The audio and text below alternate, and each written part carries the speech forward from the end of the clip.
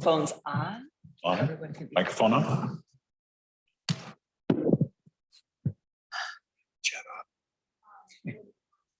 Okay, I show it is now 7:15. I'd like to bring the Finance and Personnel Committee meeting to order. Please note that notices were posted. Call to order and roll call. Alder Tom Smith, Here. Alder Jim Olson, Here. and Alder Diane Wolf is also present. Please note that Sabrina Seeger is in attendance, Eric Rindfleisch, Mayor Kim Smith, 3rd District Alder Burmaster, City Clerk Joanne Marcon, HR Abby Franson, and Fire Chief Troy Goody. This is testing my memory. Katie. And it's hard to see behind masks, but I think this is that Karen? Yes, thank you. And Katie Aspenson, Planning Manager, and our City Attorney, Amanda Jackson. I see also online is Police Chief Charles Ashbeck, Parks and Rec Director Daniel Wick, and I think that's everyone. Did I miss anyone? I don't think so. Thank you everyone for coming out tonight. Consideration and action on minutes from the previous meeting.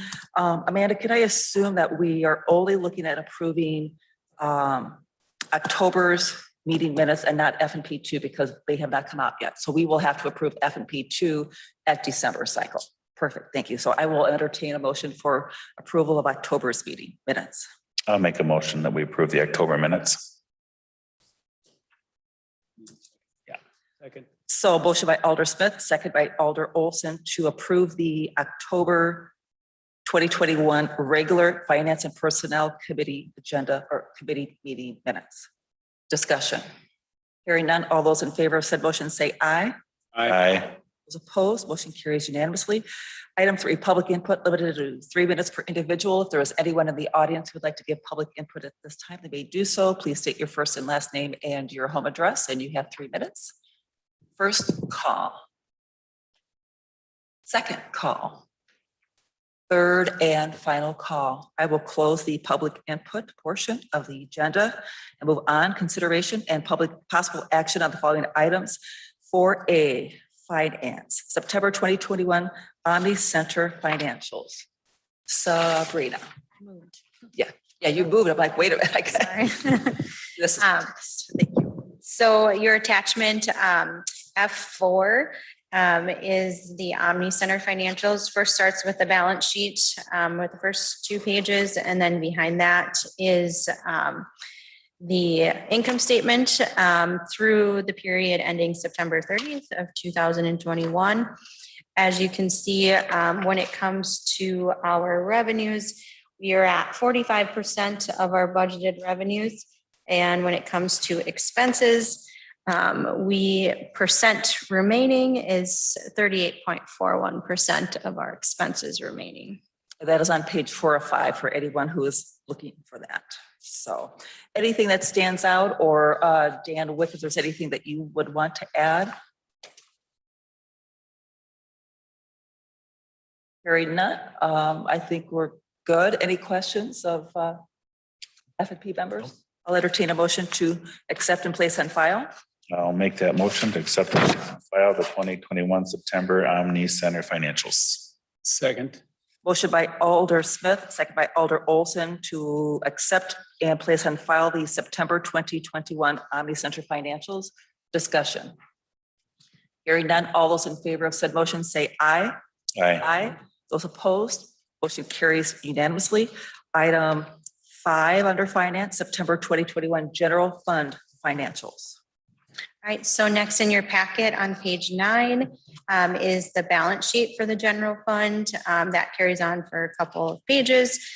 Then if you go to page 12, that is our income statement, again, through 9/30 of 2021. You continue following along, this is a 16 pages. So this would be looking at page 26. As you can see, percent remaining when it comes to our total expenses, we are at 34% remaining for total expenses, which is a good spot to be in with only a few months left in the year. Anything in particular stands out to you that you want to comment on, or you're good? The only thing that I would comment on, if you look at our revenues for the general fund, kind of backtracking, looking at page 14, that will give you our total revenues. We do percent remaining for what we budgeted is 13%. So we are ahead of what we've been budgeting. So I feel very confident in where we're standing for revenues as well as expenses. Thank you so much. Chair will entertain a motion. I'll make a motion that we accept and place on file September 2021 general fund financials. Second. Motion by Alder Smith, second by Alder Olson to accept and place on file the September 2021 general fund financials. Discussion. Hearing none, all those in favor of said motion say aye. Aye. Those opposed, motion carries unanimously. Item F6, Gunderson Health System Parking Ramp Financials for 2021 third quarter. I keep looking this way. I got so used to you over here. Sabrina. So this is attachment F6, which is on page 28 of your packets. This is the parking ramp operating costs through the third quarter.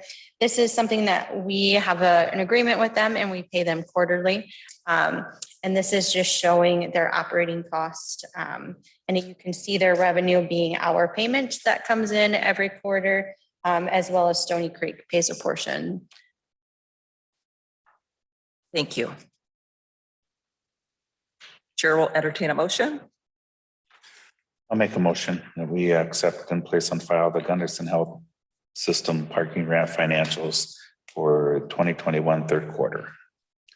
Second. Motion by Alder Smith, second by Alder Olson to accept and place on file the Gunderson Health System parking ramp financials for the third quarter for 2021. Discussion. I just have a real quick question. I don't know if you know, Sabrina, if you know, how long does this go on? Is there a time frame on this, or is just perpetual? I'm just curious of, it's been here since I've been here, but I was just curious. Is there like a 20-year, 10-year? Does anybody know here? There is a time factor on that by agreements. We'll be able to get the information to you. Okay, that's fine. I didn't know if anybody knew. There is just. I figured there had to be a limit somewhere sooner or later. Eventually it gets paid off and then it becomes property of Gunderson. And it won't be a city issue anymore. But when that date is, we'll get that to you next month. Okay, and then we'll be done with it from that side. So, okay, I remember it was- just curious. It was originally approved like in the early 2000s, but I can't remember. Is it? Okay. I was just curious because I see it every time and I was just wondering, I knew when it started, but I was wondering if it goes away. Eventually. Okay. Just like that. Yeah. All right. Thank you. Yeah, thank you, Tom. Let's see, did we vote on? No, you didn't. We have to vote now. Oh, we did not. Okay, thank you. So with hearing no further discussion, all those in favor of said motion to accept the Gunderson financials, say aye. Aye. Those opposed, motion carries unanimously. And moving, and thank you, Sabrina. And moving on to personnel, item 1, recruitment update. Amy.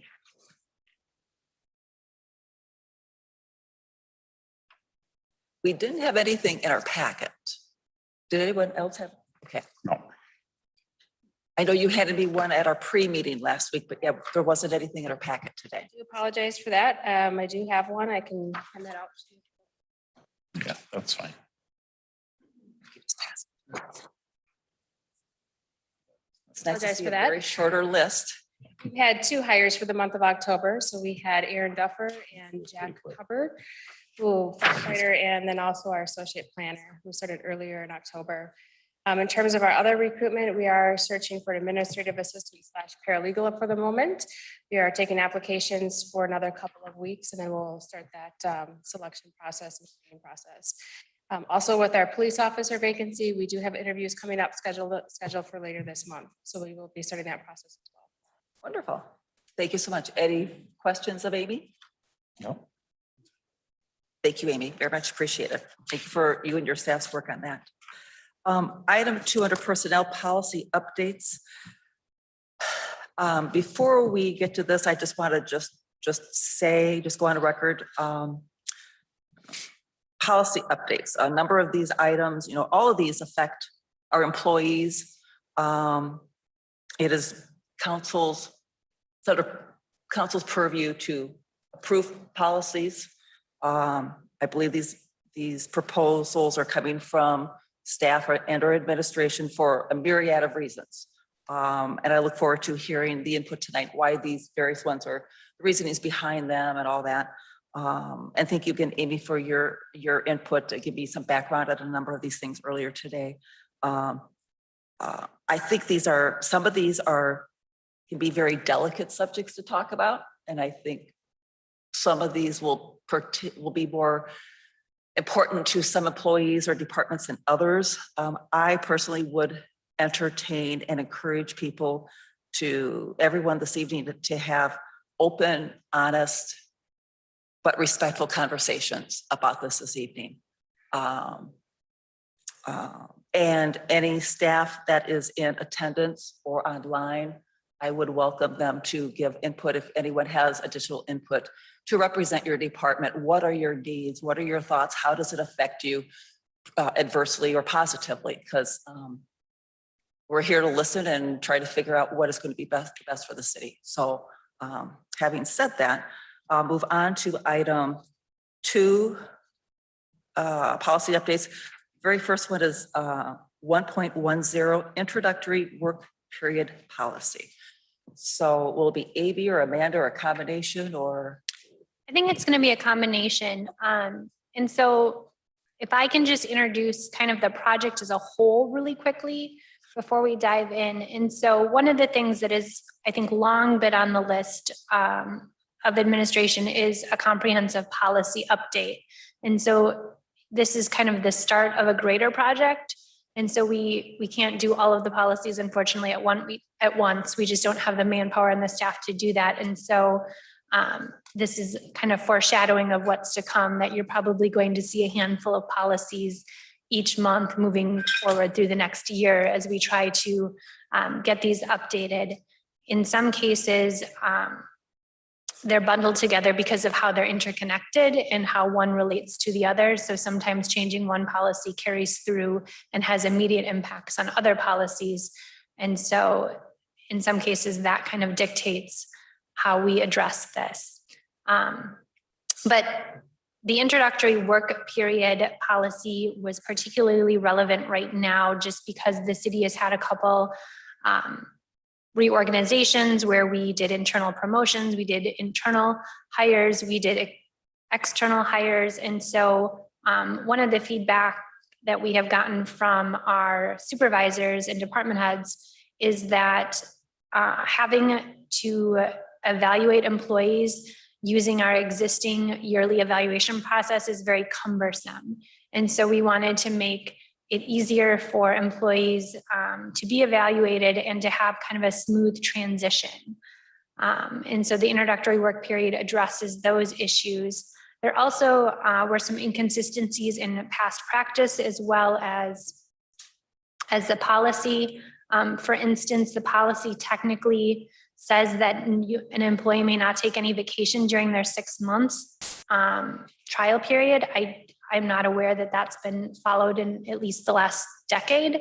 And so we've always let employees take their vacation, whatever amount that may be upon hire. They have had to wait for their sick leave.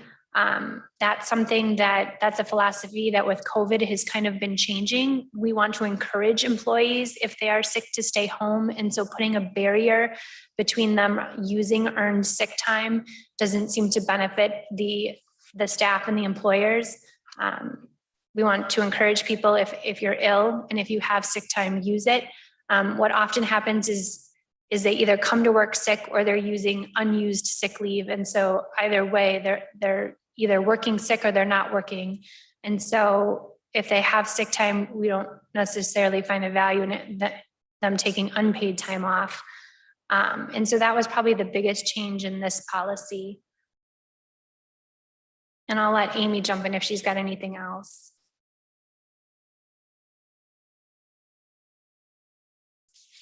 I think you pretty much summed it all up. The rest of it, I believe, was just more clarification on, in terms of like the introductory period, whether it's 6 months or 12 months. It clarified that it was 6 months for employees and 12 months for department heads, which wasn't real clear, I believe, in the previous version. So I believe that this policy, the way it's written now, clarifies and leaves no question as far as what that process is.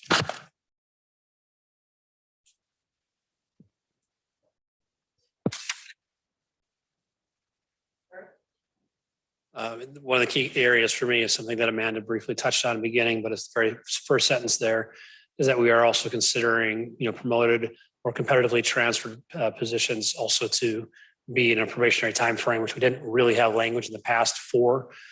So there's no opportunity to really make sure that it's the right fit for that employee in an introductory time frame without leading to discipline before. So that's a key issue for me. Thank you.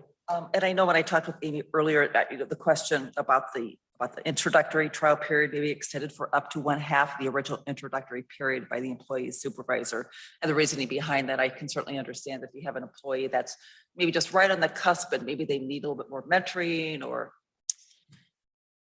education as far as training and such, that you wouldn't want to lose a good employee or potentially a really good hire that maybe they just need just a little bit more time, especially if we've already invested 6 months into someone. So I could certainly support that. Any discussion of, or any thoughts of, The only question I have is that we're not doing that today, or this is an existing policy, right? But so this is a revision to the policy moving forward. Correct. Anything that is underlined is written as new. Anything that's, the strike through is being deleted from the policy. The policy exists, but it just needed some clarification and tightening up that became more useful as a tool. I think it just clarifies things. So then everyone's on the same page. So there isn't any, it lends a lot of clarity, I think, how I read this. Another good example is if an employee needs to be returned and is able to be returned to a prior position, what exactly happens with the salary? That's something that doesn't exist right now. There's no language about what to do with that. Okay, thank you. So wishes of F&P tonight on policy 1.10, the introductory work period. Diane, my only question I had before, I can make a motion, I guess, if we need to, but we're just a smaller committee, but I think one of the things we've always said is because these are policy things that all of our council needs to be involved in that. So if we refer them to the council, and take them off of consent agenda, we can discuss them there. I just like to get the input of all of the council members, not just us, on some of these that are policy changes. Well, and my personal opinion is that depending upon what they are, I think for me personally, I think some of them might be less, there's less, I have a lot less concern about passing them at F&P with a recommendation.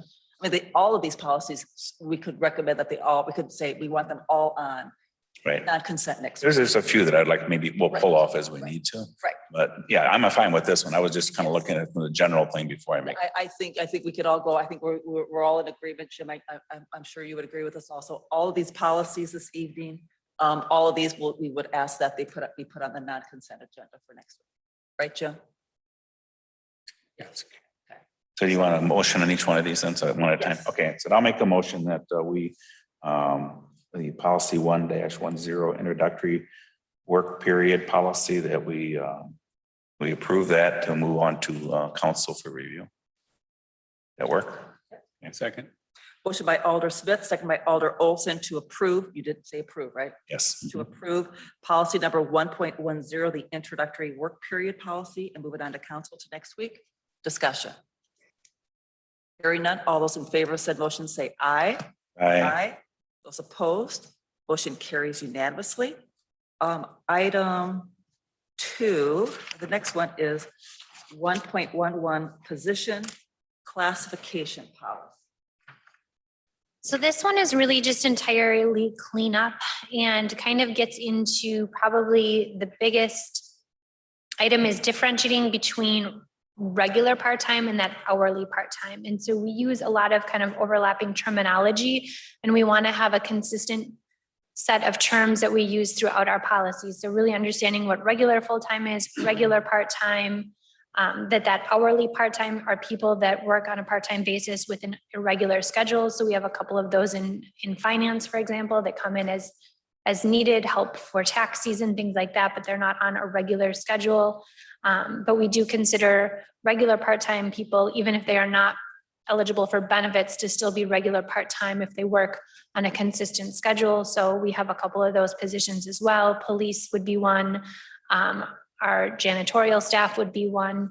And so just clarifying the terms we use, also noting which positions we consider essentially to be unclassified and kind of defining those, that those are seasonal, full-time, seasonal, part-time, temporary, substitute, and interns.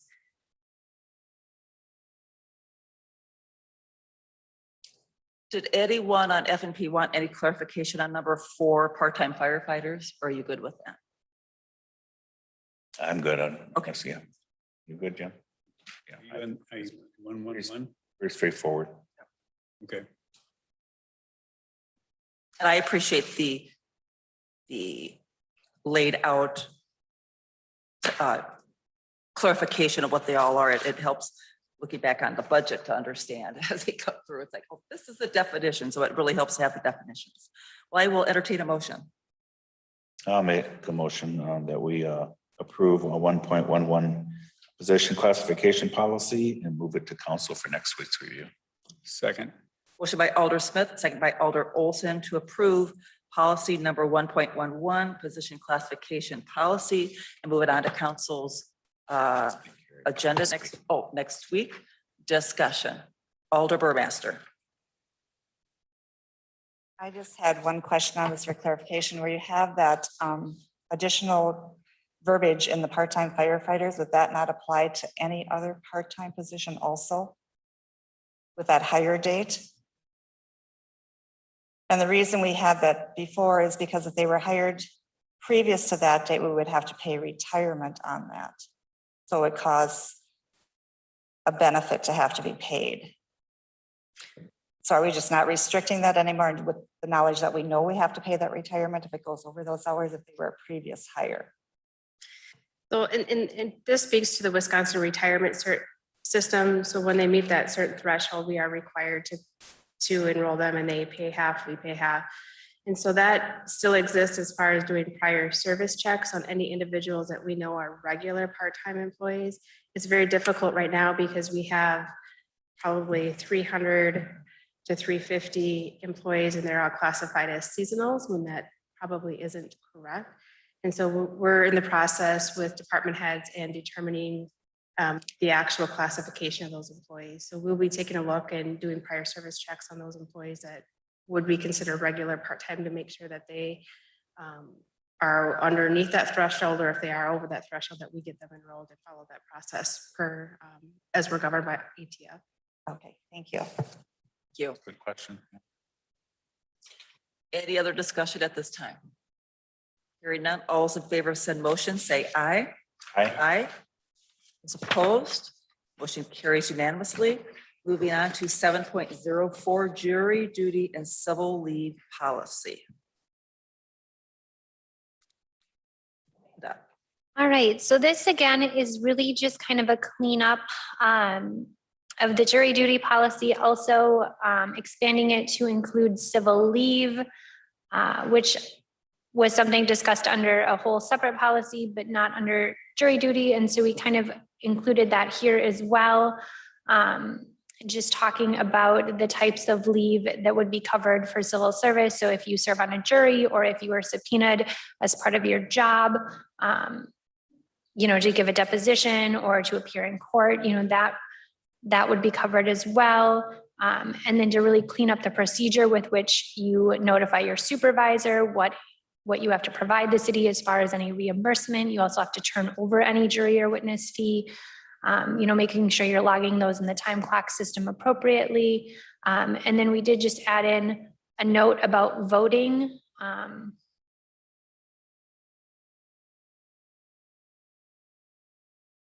That you can, and this is state law, that you can take up to 3 hours of unpaid leave with supervisory approval to vote, but the employer gets to determine when that is and essentially schedule that absence. So the 3 hours is a state law. Obviously, they don't see how well City of Alaska runs their elections. I know that I personally have always appreciated how well ours have gone. I think as we watch the news nationwide, we don't realize, I think, how very fortunate we are. But even in West Salem, was it in the last year or two, they had lines of a couple hours long. So I always commend the staff for the work that they do and get our people in and get them out. So, but I was kind of questioning, 3 hours, it's like, Yeah, it does seem like a lot, but it's legal, it's required, huh? Okay, yes. I was gonna ask that too, so. And since now all voting will be in city buildings, I can't imagine it would take that long. Don't have to go very far. Right, thank you. What is the wishes of the committee? I'll entertain a motion that we approve 7.04 jury duty and civil leave policy, approve and move to council for next week for review. You said you would entertain a motion. I approve, Is it- I'm sorry. Did I Just say- want to make sure, thank you. Yeah, I will approve and we'll make that motion. Is there a second? Second. So motion by Alder Smith, second by Alder Olson to approve policy number 7.04, jury duty and civil leave policy. Move it on to council next week. Discussion. Hearing none, all those in favor of said motion say aye. Aye. Opposed, motion carries unanimously. Item policy number 7.05, vacation policy. So as we get into kind of the next whole section of benefit policies, I just want to take a step back and talk about them collectively. And so in the last, I would say about 11 months, we have had this year 3 positions that we have extended an offer to our first choice candidate, and they have turned the city down, citing our benefits and the fact that we don't have any kind of formal flexible working policy. And so that started conversations internally, starting to look at ourselves in comparison to the job market, to the private sector, to the public sector, to what we kind of consider our major competitors, and looking at what we are offering as far as benefits from a more holistic perspective. And so we found that we are, as far as new staff coming in and days off, we are as a whole light. And so Amy has put together some data, and we will get that out to everybody that kind of walks through each of those categories that we looked at: vacation, holiday, personal days. Some do floating holidays. There's a lot of ways to kind of do benefits, and each does it a little bit differently. But we looked at that, and that kind of influenced, as well as internal discussions. We did some employee surveys that I'll talk about later. But that kind of influenced these next couple policies. And so the vacation policy, the major change is that, as I mentioned, we found that we were very light on days off offered to new and incoming employees. And so it is also, in addition to having those 3 people turn us down, it's the number one thing that employees, when we make a job offer, negotiate. They ask for more vacation time. And so we are proposing to increase that year 0 to 10 days prorated. And so that it would still be prorated, but that would be an increase. Currently it's 5 days prorated. Now it would be 10 days prorated. And the other thing that we did is, right now the city does negotiate vacation for certain employees, but there's really no rationale or formula under which we do that. And so there is a line in here that says the city may credit a new employee upon initial hire with the number of years that the employee spent in a position or positions that were part of the required minimum qualifications stated in that employee's job description, up to a maximum number of years of experience required by that, subject to approval by the city administrator or designee. So at least it puts kind of a formula and a cap and a rationale to how and why we might increase a vacation for an incoming position. So if I may ask, does that mean then, say, if we had a position where we asked, because I know we just had a whole bunch of positions come through recently, where we asked minimum 10-year service. Yep. So they could walk in the door and they would be put into the category of 9 through 15 that's proposed, where it would be a total of 20 days then. They could, Is that a could or it's an automatic? nope, it's a could. Could. Also, we, I think, have very few positions that require 10 years as a minimum. Most of ours tend to be more in that 5 to 8 range. Okay. And so the other changes generally are various cleanups. One change is right now you have to request carryover of vacation. We are going to ease the burden on our human resources department, and we are going to make that an automatic carryover so that we don't need to have every employee submit a written request to carry over vacation. We assume all would like to. If they don't, they can make a request in the opposite and request for whatever reason not to carry that over, but we will allow them those 40 hours. There is, one very limited exception where HR and the city administrator could authorize additional carryover, and that is if it's due to a work-related serious illness or injury. So if you're hurt at work and you can't use that vacation, that would be a limited exception where they could allow some carryover. Otherwise, any other, requests would need to come to this board. Those are kind of the major highlights of that policy. I'm trying to remember at our work session yesterday about not interrupting until you're done with them. And I was like, oh, I can't do that. So I'm learning. Eric. Thank you. In the absence of sort of some of these specific additions in the policy, there's lots of, I'd say, authority granted to the city administrator. This does apply restrictions to that authority by spelling out guidelines, in particular when it comes to negotiations. These are restrictions I'm wholeheartedly supportive of because it provides then a council directed guideline for the boundaries of the negotiations. We have had employees that have come in are no longer here, able to manipulate the hiring process to give probably far more vacation than I'm comfortable with, but there was no guidelines that I could resist and say, no, we cannot. And so I'm very supportive of what I see is really empowering the council and limiting sort of the free range that a city administrator would have otherwise. Thank you. So if someone were to be hired, say, November 1st, and this proposed policy were to go through effective next Tuesday, we're not going to be retroactive. It's going to go, so it's going to be in force. So we're not going backwards. We're not turning the clock back. No, and this might be a policy where we want to approve it effective as of 1/1, or at least the vacation portion of it. Okay. Barry, did you want to approach Elder Burmaster? The only thing that I had on here is where you're listing these days on here. I noticed the first two things, this is the 10 days, and then you go into additional 5 days. And I don't know if there's a reason for that, but I think administratively, it would be easier to handle if we actually listed the days instead of saying additional 5 days, because otherwise, when you get to the 22 years, you got to go all the way back to the beginning. And that's what I did How in many my days- chart. I that's wrote it all exactly out because I wanted to make sure. I've got numbers written by every one of them to figure out how many days this. And so Carrie, I think it would be clear. I can't hear you, Rob. Can't hear me very well. Probably this- Echo is killing Yeah. us. I just think it would be clearer for us and easier to administer, particularly for Amy, if we had the date, the days stated all the way through instead of just those first two at the beginning.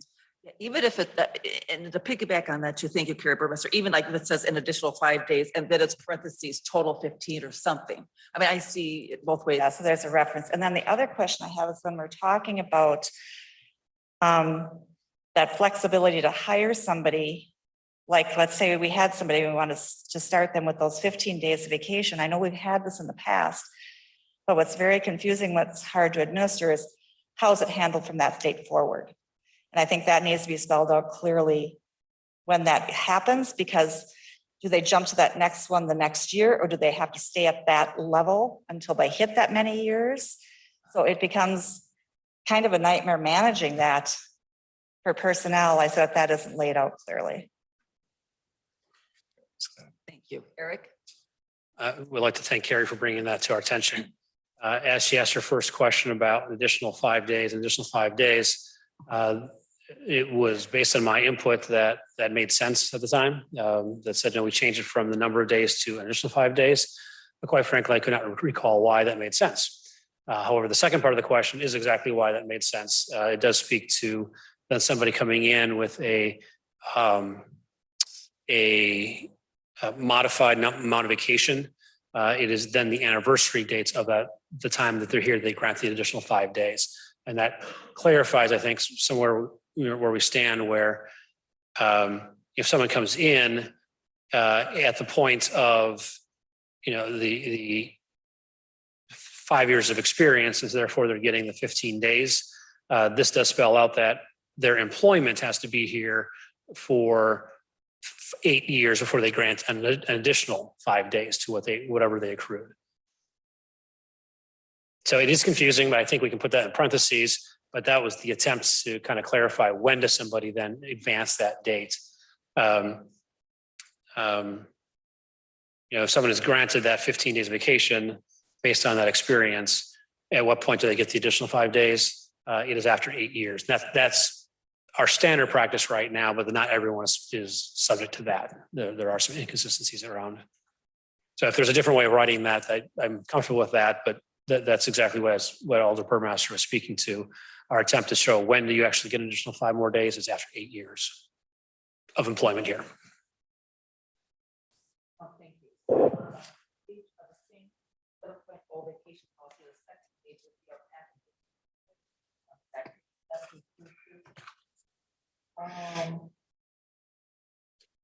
The second to last paragraph where it starts off vacation deferred.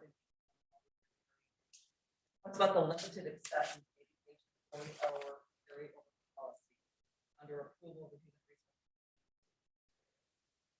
Oh, I heard what Amanda said earlier about. I need to use my microphone, sorry. Amanda, you said earlier, right now, everyone has to turn in something by December 31st. And that seems to me to be the most efficient use of time, is that it's just an automatic, or it's going to be an automatic maximum 40-hour carryover. Does this, I know in past years when people have, we've had some instances in years past where there have been some employees that either wanted to carry over more than 40 hours, or there's been an instance or two where someone was looking to be paid out those hours. And those were some contentious times. And I think some policies were changed after that one payout. So the additional over 40 hours, I believe have always come through FNP and council in the past. Will they still with this, or they will? Yep. So where does that? It does not, because our current policy does not either. It's silent on that. Therefore, it has to go to council. Okay. The way it's written is still use it or lose it. There is no more than 40 hours to be rolled over, regardless of the process that we establish. Anybody, like we did in the past, for about, around election time or other things where someone simply could not take that vacation time. If it's more than 40, it's a policy exception, and only the council can make those policy exceptions. Okay, thank you. I'm just gonna. Tom? Yeah, I just got, with this change, once it's affected, does it change anything from a financial perspective on the immediacy of, like the financial year? Or do we know? No, it would not affect financial, because our full-time employees, we presume they work 2,080 hours. Okay, and that's part of the. When we wouldn't pay out vacation if you didn't use it. So there would be no financial impact. So there has no financial, okay, I just wanted to check. Thank you. Just to clarify, vacation, although the bank is given to you in January, it's still, you still have to earn it. And so if an employee leaves before they have earned the vacation they taken, ultimately they pay the city back.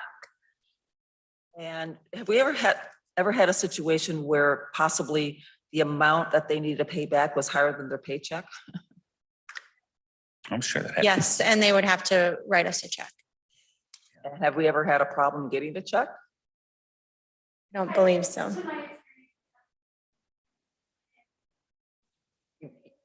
Karen, could you please? Thank you. Experience, it's happened once. And at that time, we sent an invoice to the employee. He was gone by that time. And he did submit us a check. So to my knowledge, we've not struggled to get the money back.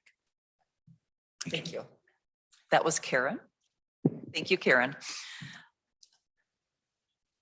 You couldn't get away coming here tonight without at least having some input. That's the rule. Let's see. So let's see. It's actually 5 to 8. Just wanted to see if he's paying attention. We're paying attention. Trying to think, I thought I had another question. I'm just trying to read my notes.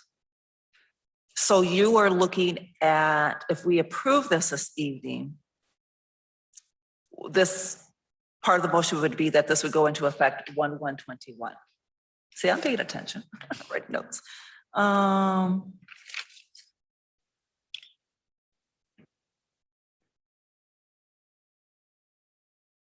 Any other questions that the committee may have? The only question I have, I think we said it already, is that we're driving this because of the market thing, right? This competitiveness of finding qualified employees. That's a big issue, a lot, I think. Okay, Eric wants to speak to. Eric. I think Alder Burmaster brings up a good point, though. Maybe oversimplifying the language that we have regarding that time frame. I invite this discussion to see if there's a better way of stating when do people actually get there. The next step, especially if someone has been prompted there. I reread my suggested language and I find it confusing. So I think it's appropriate that we have a conversation if there's a better way of saying what we're trying to say.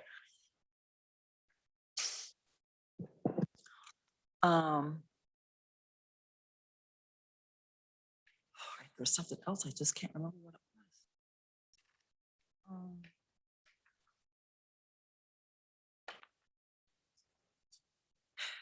So Tom, you had asked as far as if this vacation, the proposed vacation policy would have any Financial. financial Yeah, implications. Yeah, right. So if I read this correctly, it would just have the possibility of a up to 5 fewer days of productivity Correct. per employee. New hires. I think is the best way to put it. But it wouldn't affect the 2,080 hours because that's what Correct. they get anyhow, whether it's vacation or work. The only financial impact would be if the employee used those 10 days and we needed somebody else here. We may use one of our seasonal employees. That's pretty typical anyway, especially in my department, if we need coverage. We usually budget for that, so. I mean, personally, I think 5 days. I remember when I started working, I'm dating myself here, but it was 1979 and 5 days was like, it was gruesome. I mean, I can't imagine all these years later. I mean, it's still 5 days. I mean, it doesn't sound like very much. You know, well, there's 365 days. Especially if you start in January. It's a long year. Yeah, I was prepared to make a statement on what I'm looking at here for the next thing we're going to discuss, but I would look very cold and callous because I remember, I've been here long enough to remember that when you got a death benefit, it didn't include your family back to the dark ages as well as the regular family. I find that extremely interesting. And it has nothing to do with somebody losing somebody. I've lost people in my family, but that's hard for me to believe. So Eddie, any other questions, or I am ready for a motion? I'll make a motion on 7.05 vacation policy that we approve and move to council for review next week. Second, Motion by Alder Smith, second by Alder Olson to approve policy 7.05 as presented this evening and move it on to council next week. Discussion. Hearing none, all those in favor of said motion say aye. Aye. Those opposed, motion carries unanimously. On to 7.06, sick and funeral leave policy. All right, this will probably have a lot of debate, and it's probably the policy that we made the most changes to. And so one of the things we found when we did look at comparables is that while we are not, we are on the low end for what we offer people as far as benefits and time off, we were extremely generous on our sick leave, uncomparably so. Also in discussions with employees and looking at the number of hours that employees have banked, it became very clear that also people are not using their sick time for sick purposes. They're simply accumulating it indefinitely. And many view it as a form of insurance and also, quite frankly, as a severance payout, which is not generally the purpose of sick leave. The purpose of sick leave is that if you're sick or your family's sick, that you take the sick leave. It also is meant to get you through a short-term illness, such as an FMLA illness. And so administration compared ourselves to other municipalities and discussed this. And we looked at capping it at 960 hours, which is the equivalent of 120 workdays or 4 months. This will impact 6 employees that have a second leave bank. And if the policy is approved with no concessions to those 6 employees, they would leave, they would lose those leave banks. And so that is something that F&P and the council will have to decide if they would like to adopt the policy as is, or if they would like to grandfather those 6 employees in with their existing secondary leave banks. But out of over 100 employees, only 6 employees had reached that level of having a second sick bank. We did clean up language. As with all policies, there was some kind of inconsistencies as far as it talks about using for illness, injury, and then it just, as you went through the policy, really only referred to illness. And so we did expand that, that this is for illness, injury, or appointments related to illness, injury, and health-related concerns. We also cleaned up the language relating to who you can use this for. There were kind of 2 sets of rules, one for actual illness and one for appointments. And we felt that the same family members that you should use it for if you're ill should be the same for appointments. And so we just consolidated those.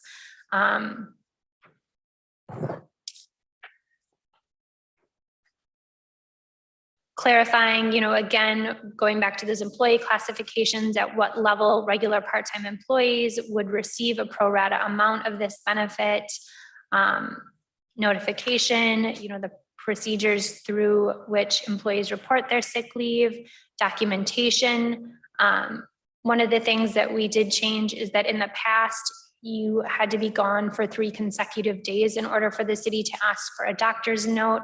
However, there are times where employees develop patterns of illness or other situations where it may behoove the city to want to ask for that documentation sooner. And so that language was cleaned up.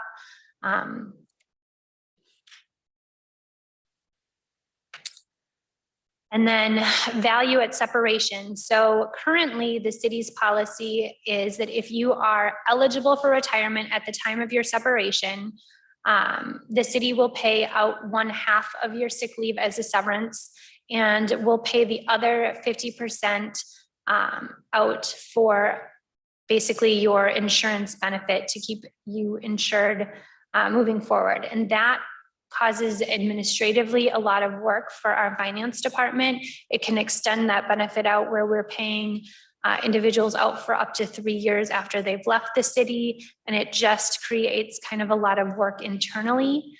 And so in looking at what others did, we explored a lot of options. We looked at paying the money into a health savings account and having an employee deal with a third-party administrator that would, take this over for us.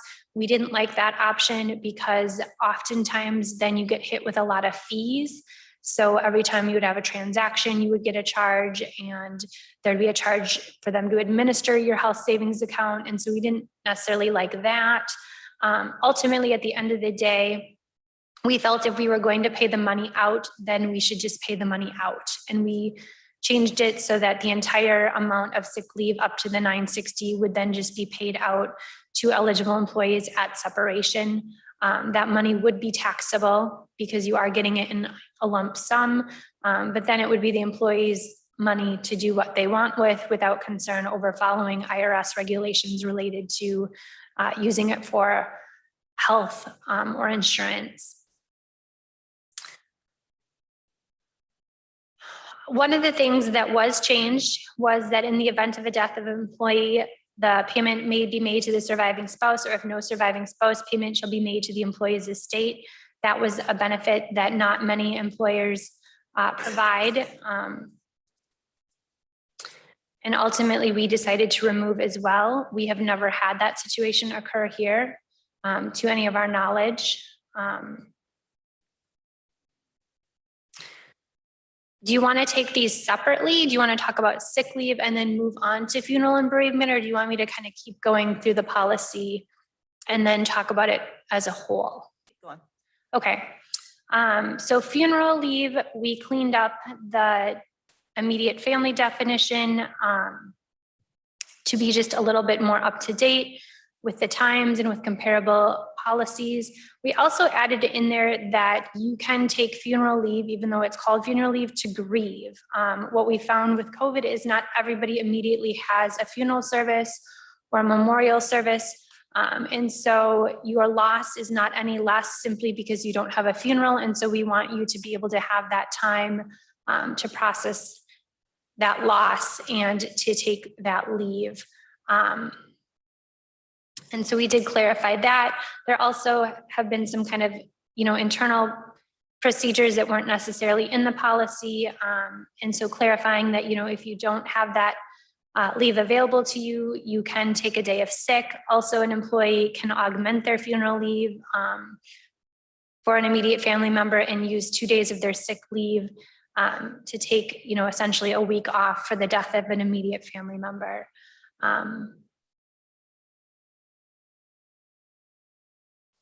And that is it. Okay, thank you.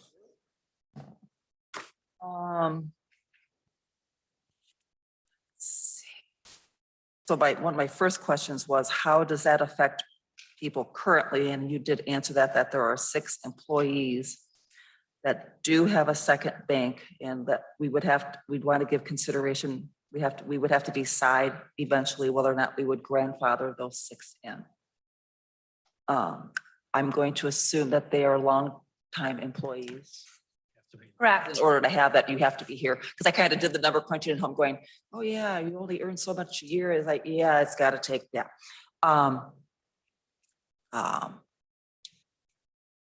I don't use the F word very often, but I think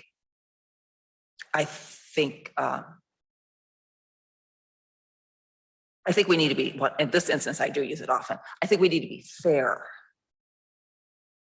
Because I look at people who have come before.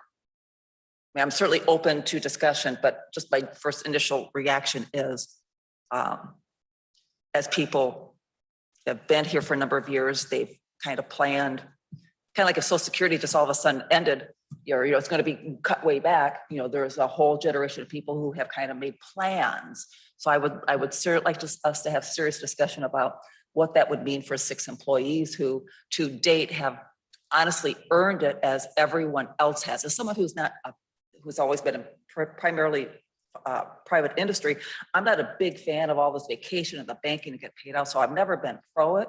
But now that I'm here and everyone else has been enjoying that privilege and that benefit, I don't know whether I would ever feel comfortable to say, oh, now we have a new policy, so now we're going to take it away from those 6 people who remain. So I don't think, so I'm kind of falling on that. I don't think it would be fair for us to take them away. And I would certainly like to entertain seriously the discussion of grandfathering those 6 employees in, but I welcome discussion of the others too. I would just add that, you know, there's a wide variety. You can grandfather them in the policy as written. If you do that, I would ask that you clarify whether you're going to allow them to continue to add to that second bank, or if you are simply going to cap them at that second bank. And then if you're only going to grandfather them in for that small portion of the policy, or you're going to leave those 6 under the former policy as in its entirety, if that makes sense. Right. I mean, my initial thinking is, and Alder Burmaster, if you'd like to approach, my initial thinking is, while I'm still processing this, is because I didn't know about the 6 until just now. My initial thought is to cap it. That's what I would do. I mean, to me, that seems to be the most fair. Alder Burmaster? Thank you. I just want to verify too, from that second sick bank, since I've been here with that, there is certain things you can use it for. You have to have an illness where you're gone for over 5 days. You can't use it when you're sick less than, is it 10 days? Okay, sorry, misquoted. 10 days. So it has to be more of a serious type illness. Usually it's a hospital stay or something where you're there for a length of time. And also there is no separation value to it. We only pay out on that first bank. There's never been a payout on the second bank. So there's no value to it when you retire. So I just don't know if that makes any difference in your decision. Thank you. Yeah. Jim's. Jim? Going back to the question that, and Amanda, please don't take this incorrectly. It would have been nice as we suggest some of these things to have us see the fiscal impact of those in dollars and cents, because that's what you guys, there's not a problem with why you're doing this. It's just that this has a fiscal impact to the people we represent, the taxpayer. So it'd be nice if I knew what that impact was. It probably wouldn't change my mind as far as a value to people we want to employ, because I don't doubt for a second that the federal government has not been our friend. When you're giving money away and you expect that people are going to hold on to a work ethic, it doesn't work that way. So I understand what you're dealing with today. So it is tough, and we've got to be competitive. So if there's a way that we could have some kind of an idea for some of these things, and you don't have to go deep into this because this lady's going to hate me. But if we can have some kind of an idea, so we have something just to balance out, because there's an equal benefit that we're trying to accomplish here for the right reasons, and we want to be a good place that people employ. I don't doubt that for a second, and we do have a good place to work. But if you can just think that over, and if I'm out of line, just tell me so. No, you're not out of line. I'm just trying to, so the 960 is the max we pay out under either policy. So that doesn't change. We could give you historically how many people each year for, say, the last 5 years we've paid that out to, if that would be helpful. Okay. And then as far as like the sick leave banks go, you know, when we start to look at those secondary banks for those 6 individuals, we have anywhere from 1,200 to over 2,000 hours banked.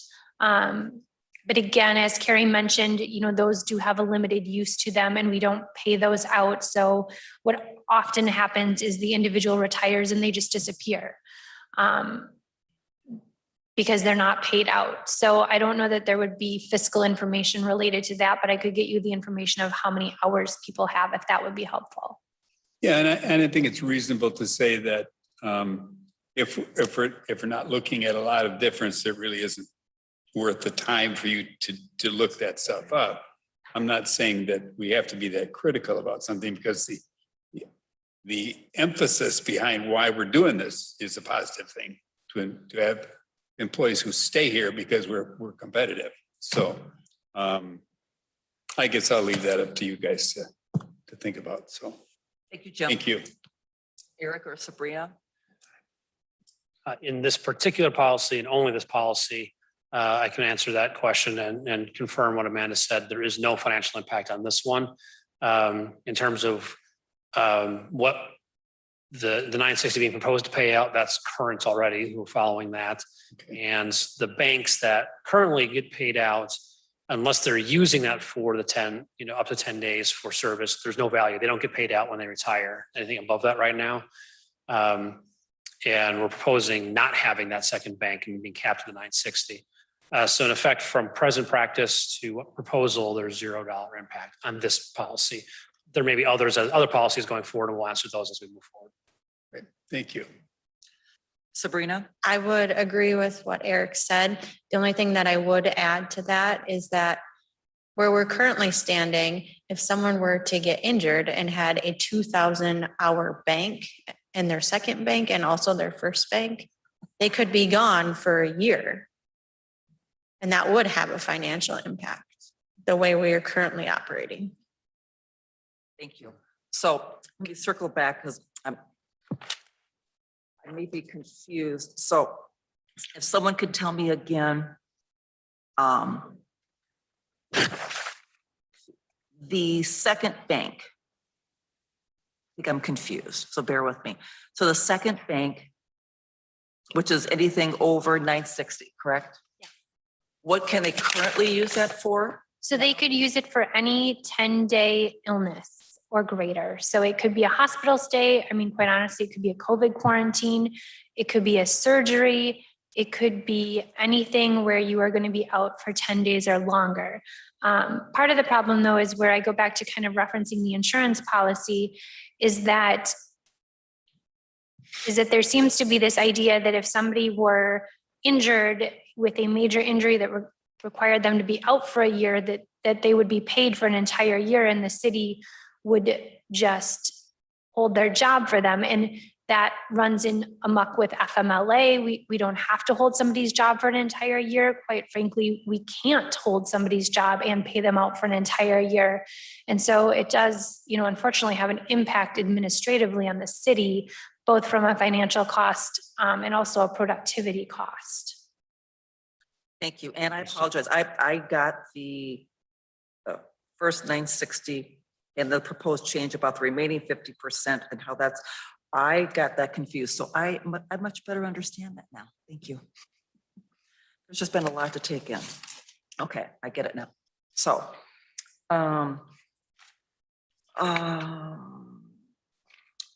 under funeral leave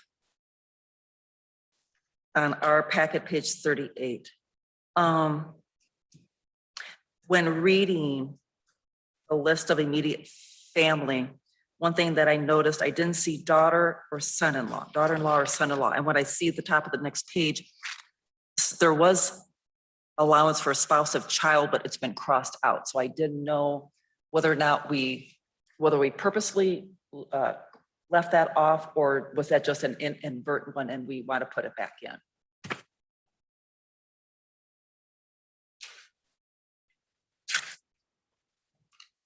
I have no problem putting that back in. Families are diverse and, and I think it becomes more and more complex. And so trying to capture all of those different familial members gets tricky. And so we can definitely add those back in.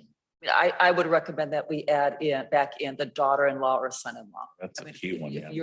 If your son or daughter's spouse were to die, I would think that you would want to the same accordance be given. So, and I just knew that might could have just been an oversight or whatever. I just wanted to see if we could get that back in. Yeah, I agree on that one.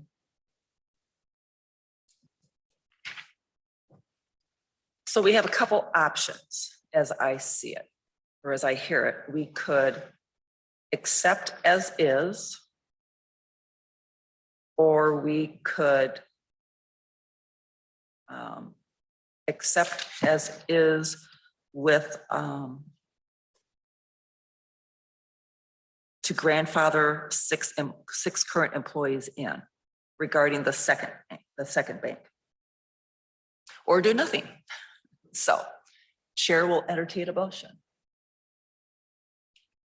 I will make a motion that we approve the sick and funeral leave policy, adding the 6 current employees in as we had discussed, with the exception for those. And also adding daughter-in-law and son-in-law to, can I add that in there too? To the funeral leave section of this document. And what was the other thing? That was it, right?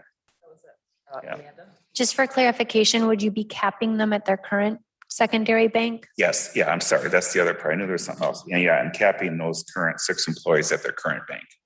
Could you repeat which policies you're asking? Where it's the sick and funeral leave, 7.06. Okay. We are making a motion that we add daughter-in-law and son-in-law to the funeral leave, and that we make the exception for the 6 current employees and capping them at that. Second? So motion by Alder Smith, second by Alder Olson to approve policy 7.06 as presented with those noted additions and or changes. Under discussion, Mayor Kim Smith. Thank you. I have more of a question. So in the section value at separation, currently, if people leave due to retirement, et cetera, they are paid 50% of their accumulated hours, but you want to change it so they would get the whole amount. Is that right? Yes, but if you go down and you see below that where the language is struck prior to this, it said the remaining 50% of the employees' accumulated sick leave shall be credited to pay monthly premiums for continued coverage. Okay. So we would be paying the whole, assuming they have 960, the whole 960 out currently. It's just they get half of it as severance right away, and then we slowly pay the rest out monthly as a health premium. And so administratively, that's our challenge. Thank you for explaining that. And then my second question on the highlighted part where it says any accumulated hours over 960 shall not be paid. I mean, once you got to 960, I thought you wouldn't be accumulating anymore. Correct. I think that's actually why it's highlighted, is that it doesn't need to be there, but then we weren't sure what was going to happen with the 6 grandfathered in. And so we left it to kind of see what was going to happen with those, just to make it very clear that if you do for any reason have over 960, that is what we will pay out.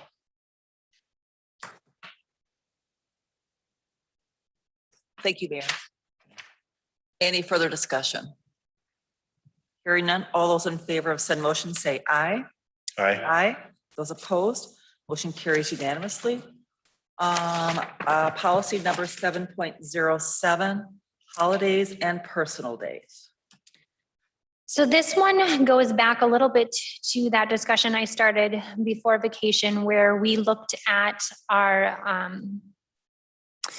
benefits and the amount of days that employees are receiving, and we compared ourselves to our local competitors, and we were a little bit light on our holidays. We were a little bit light on our vacation. Some have more personal days. Some have the same amount of personal days. Some allow you to have floating holidays. And this is where it all gets kind of murky a little bit when you start to do those comparisons. We also looked at our schedule going out the next couple of years, and we noticed that in the next several years, New Year's Eve and New Year's Day falls over a weekend, which has us closing earlier and earlier, not on a holiday for tax bill purposes. And so we would be closed on days like December 30th, even as close to December 29th, I believe, in one year. And so there was some concern over that causing confusion for taxpayers. Ultimately, it's going to happen this year because we're already this far into the year and we couldn't really address that. But what some municipalities are doing is they're moving away from closing their doors for holidays that occur on a weekend. And so there's only 3 of those. It would just be those New Year's Day, New Year's Eve, and the 4th of July. And so rather than say close on July 6th, if the 4th is over the weekend, the municipality is staying open and it's giving their employees kind of a floating holiday. And so we brought this idea to staff via a survey. We asked them what they would like to do. The majority said they would like the idea of these floating holidays. And so then we gave them the option of, we can do it for all holidays that could fall on a weekend, which would be New Year's Eve, New Year's Day, Christmas Eve, Christmas Day, and the 4th of July. Or we could leave Christmas as is, and we could limit it to New Year's Eve, New Year's Day, and the 4th of July. And staff overwhelmingly wanted to do it for the New Year's Eve, New Year's Day, and 4th of July, and then kind of leave Christmas as it is. I think a lot more people travel for Christmas and have plans that go up beyond those days. And so having each end of the weekend helped them with that. And so we did make those changes in this policy. We also had a half day for New Year's Eve and a half day for Good Friday. No other local municipalities closed for Good Friday. Also, most are closed on New Year's Eve day. And so to give employees a full day holiday, we did just shift that so that we are no longer recognizing Good Friday and closing for part of the day, but we would close for all of New Year's Eve day. We cleaned up some language kind of throughout. Additionally, we did include language that if an exempt employee works on a holiday, we are going to give them comp time for that. You know, we believe that holidays do have a sort of sacred level to them. And if we are asking, for instance, I'll say the Omni Center staff perhaps to come and work Thanksgiving Day, we want to recognize that in a way that's a little different. They're going above and beyond and they're coming in, you know, on a holiday. And so we are going to give them some time off to use within the next 3 months to compensate for them having to work on that holiday. Regular part-time employees would receive holiday pay only when it falls on their regularly scheduled workday. And so we did clean that language up a bit.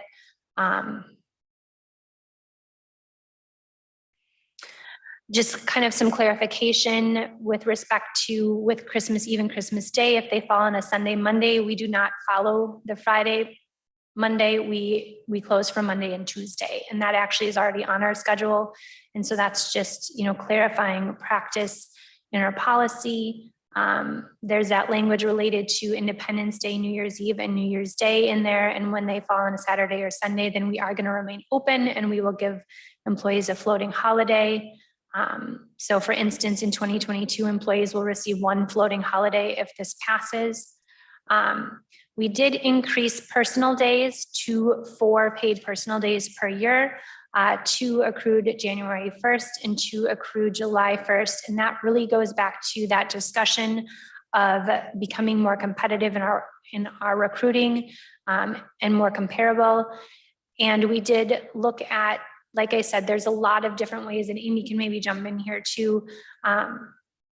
But we didn't want to increase holidays. We don't want to close the city more. We want to make sure the city stays open. In fact, that's why we're doing this weekend thing. And so we didn't want to increase holidays. And so we looked at personal days as an area where we could, you know, make it so that we have more of an even playing field with some of our competitors, which, just for the record, we consider to be the city of La Crosse, La Crosse County, UWL, the school districts, the state of Wisconsin. Those tend to be our kind of main competitors locally, as well as the private sector. And so I don't know if you want to jump in at all with those. And with those personal days, you have to be an active employee on January 1st to receive 2. You'd have to be an active employee on July 1st to receive 2. So again, somebody starting mid-year, they may not receive all of those personal days. For somebody that was hired after July 1st, this would allow that individual to have 1 personal day to the end of the year. again, as a new employee, we're often running into scenarios where employees have pre-scheduled events for the upcoming months. And so we're having to write those things into the offer letter. They're having to take that time off as leave without pay. This would again offer that opportunity for those individuals to have some time off for pre-scheduled things, whether it's a vacation or what have you. It just gives a little bit more flexibility to our employees, a little more incentive for some additional time throughout the year. Again, these are not having, this is a use it or lose it provision. So it's not like vacation where it's carried over year to year. This is something that they would have to use or they would forfeit the use of it. So they would be able to bank it year after year. And it's not something that they would use to extend their last day if they were separated from the city as well. So we try to put some parameters on it. But again, to allow that additional flexibility for employees that have situations that arise that maybe don't fall in the line of sick leave, maybe don't fall in the line of vacation, but need that time off to sort additional affairs that they have in their life.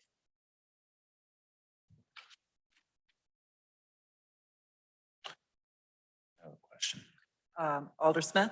So that those 4 personal days would be included in that 2,080, at that point. So not like vacation, it would be included. That is correct.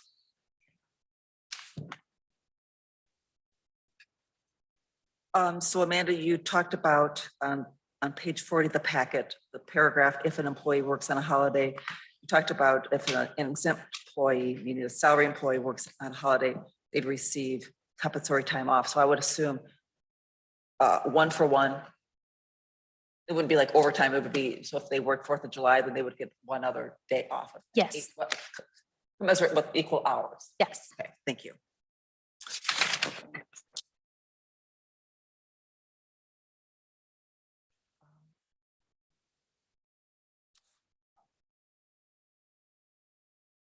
And I know with my earlier conversation with Amy today on the phone about the going from 2 to 4 personal days, it's about recruitment, retention.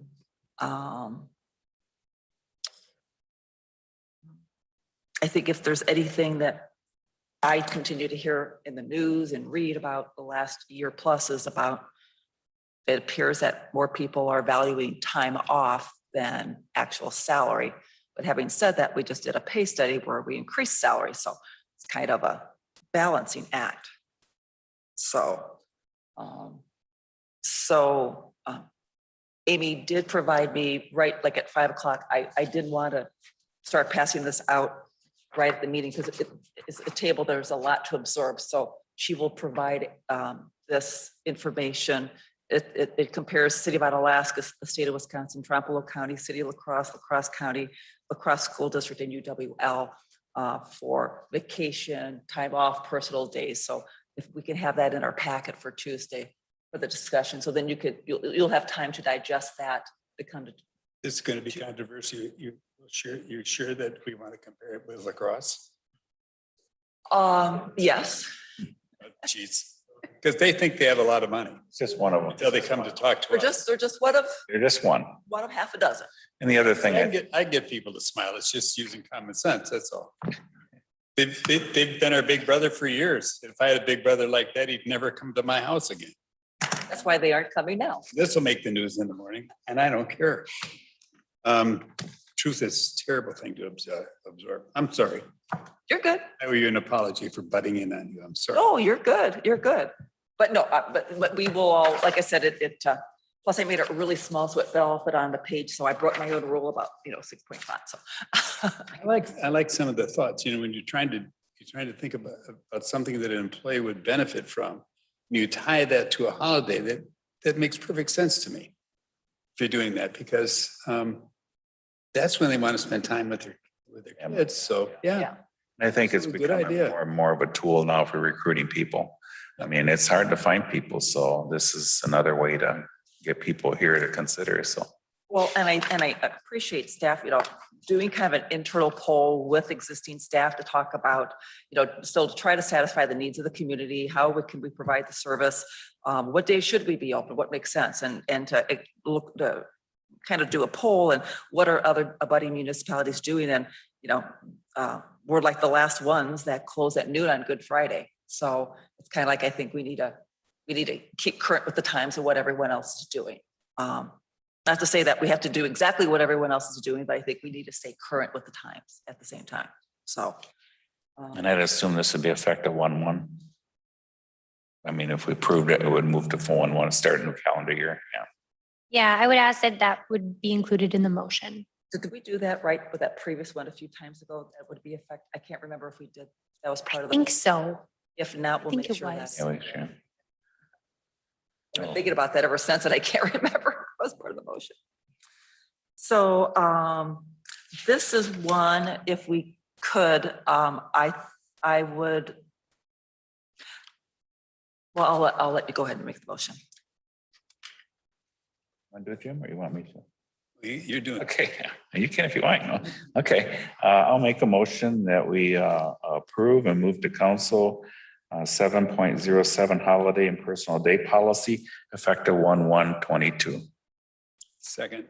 So motion by Alder Smith, second by Alder Olson to approve policy number 7.07 holidays and personal days policy.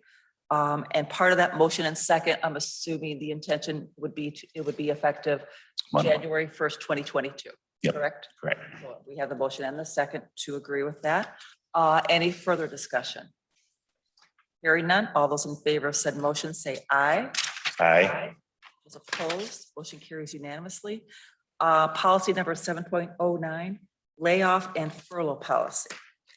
Now we go to the opposite, in the less fun thing to talk about, but this was in kind of that category of policies in I'll call it section 7 of the policy handbook. And so we did look at this one kind of with an eye to our most recent layoffs and what we had there. This was a pretty detailed policy, quite frankly. I think it was too detailed. For instance, I'll pick on the first sentence, that essentially we would attempt to communicate information about a layoff, but then we reserve the right not to communicate information about a layoff. Are we really saying anything, when we say that both ways? And so really kind of just cutting to the core of it, that we are gonna, obviously, voluntary layoffs are prioritized, that we will generally do them based on our right to keep employees in all function and skill areas, but we will make every effort to consider past performance and seniority, and to make sure that there's kind of a clear recall process, to kind of clean up some of the language related to benefits of laid off employees. And then, like I said, kind of really clarify that recall process as far as what an employee needs to do to stay on the recall list, and how we would handle reemployment. And then the furlough policy, there wasn't a lot of changes made to that. And most of those were really just to bring the policy up a little bit to date. As far as some of our references were a bit out of date, and also to clarify that, when it comes to Wisconsin retirement, we're going to look at ETF policy. So we remove some of those hours that are set by ETF, because if ETF changes their policy, this way we don't have to go in and change our policy. And so just referring directly to ETF policy for those. So this was really just kind of a cleanup. You.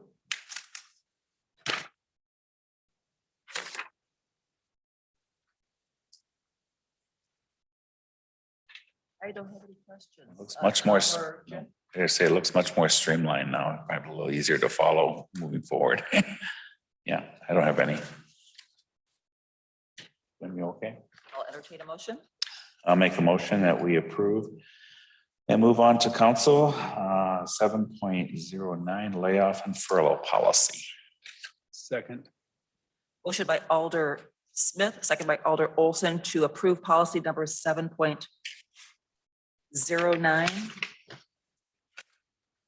The layoff and furlough policy, move it on to council next week. Discussion.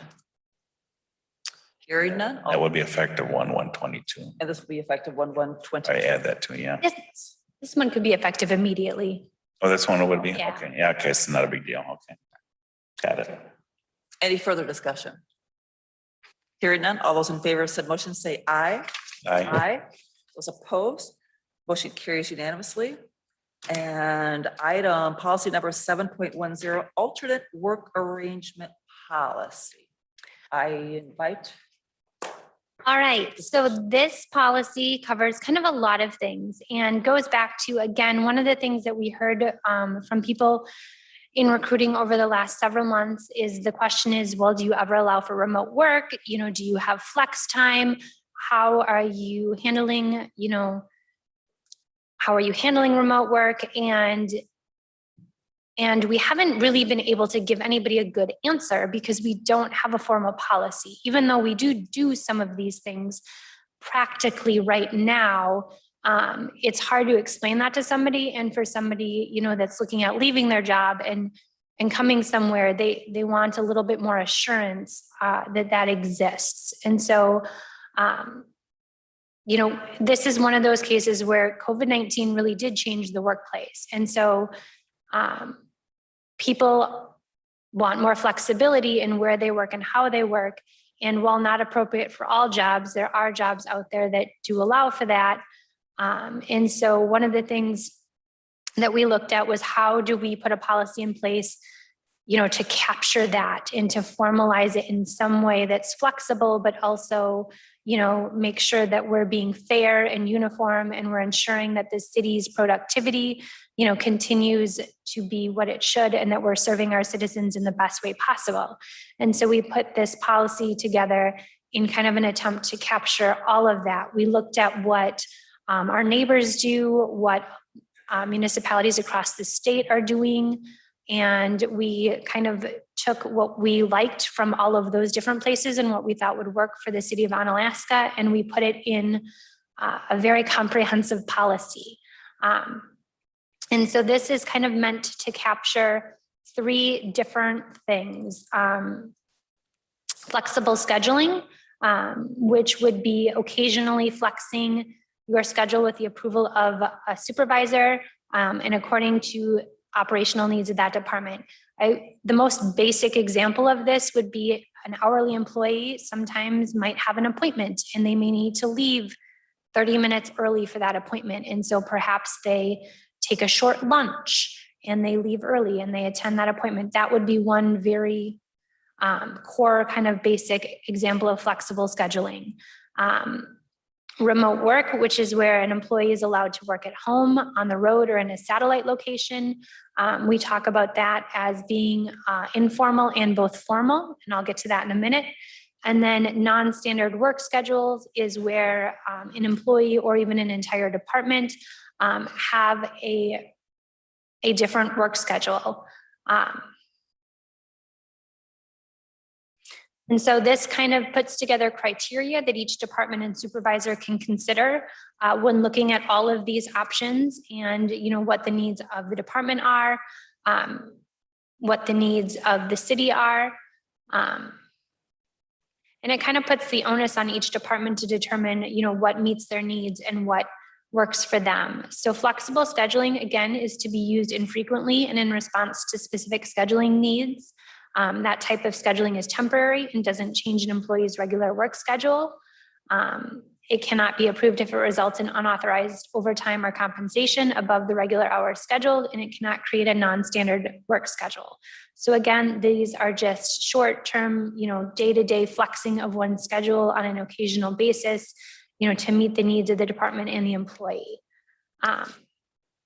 We broke remote work into 2 different types. Informal remote work would be, working remotely for a temporary time period, typically very short, might be a day or 2, but it has to be approved for the circumstances. So for instance, perhaps an employee, there's very inclement weather and an employee can't get to City Hall, but they could work from home. Well, we can continue city business and we can allow that employee to work and be safe nonetheless. Transportation issues, minor illness. For instance, sometimes an employee may be contagious with an illness, and so we don't necessarily want them to come into City Hall, but also, is feeling well and able to work. And so if they can continue productivity and keep working, that's a benefit to the city to allow them to do that. And then this puts a process in place into that those still do have to be made via phone, email, text, approved by a supervisor. And so that's kind of a more informal process. A formal remote work would be an agreed to arrangement where an employee can work remotely for some portion of their regular schedule, not to exceed 3 days per work week. That would need to be discussed with the supervisor department head. There would actually need to be a form filled out. It would need to be approved. That would go into their personnel file and documented.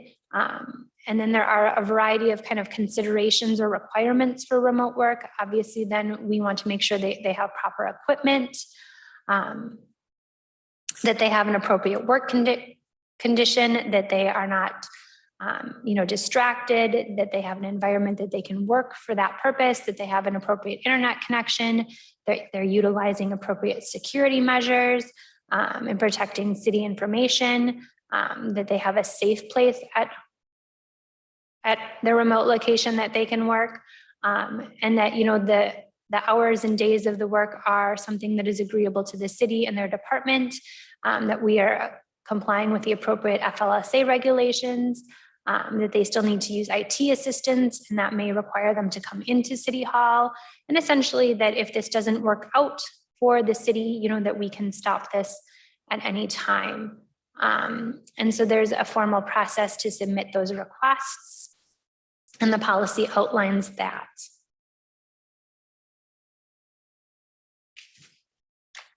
That's it in a nutshell.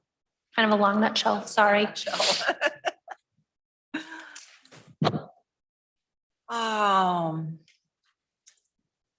I have a lot of questions, but I will give Alder Smith and Alder Olson first crack at it. My first question is really just how would we manage this? I mean, there are so many customer facing things with the city. We have people, residents coming in to deal with our employees. We deal with them on a regular basis. A lot of departments work with vendors and contractors and stuff like that. And I know during COVID, we were able to do a lot of those things remotely. But my only concern, and I'm for this because I think it is a flexibility that has it, but how would it be managed, or who oversees the whole program? Is that an HR? Is that an administrator role? That's probably my biggest concern, making sure that if it is implemented, there's also consistency where it makes sense, but also making sure that, like one department maybe can't do it just because of the character of that department versus another one. That can cause challenges sometimes, because I've had that in my own private sector. And I was just curious to see how we would overall manage the overall communications of who can and can't do it and why, and just because it can cause morale issues. I've been through that myself. So that was my only thought, biggest concern. And it's doable. I think it's just how you manage it. But I don't know if HR or Eric, you have thoughts on that, or how you would see that would be implemented and managed.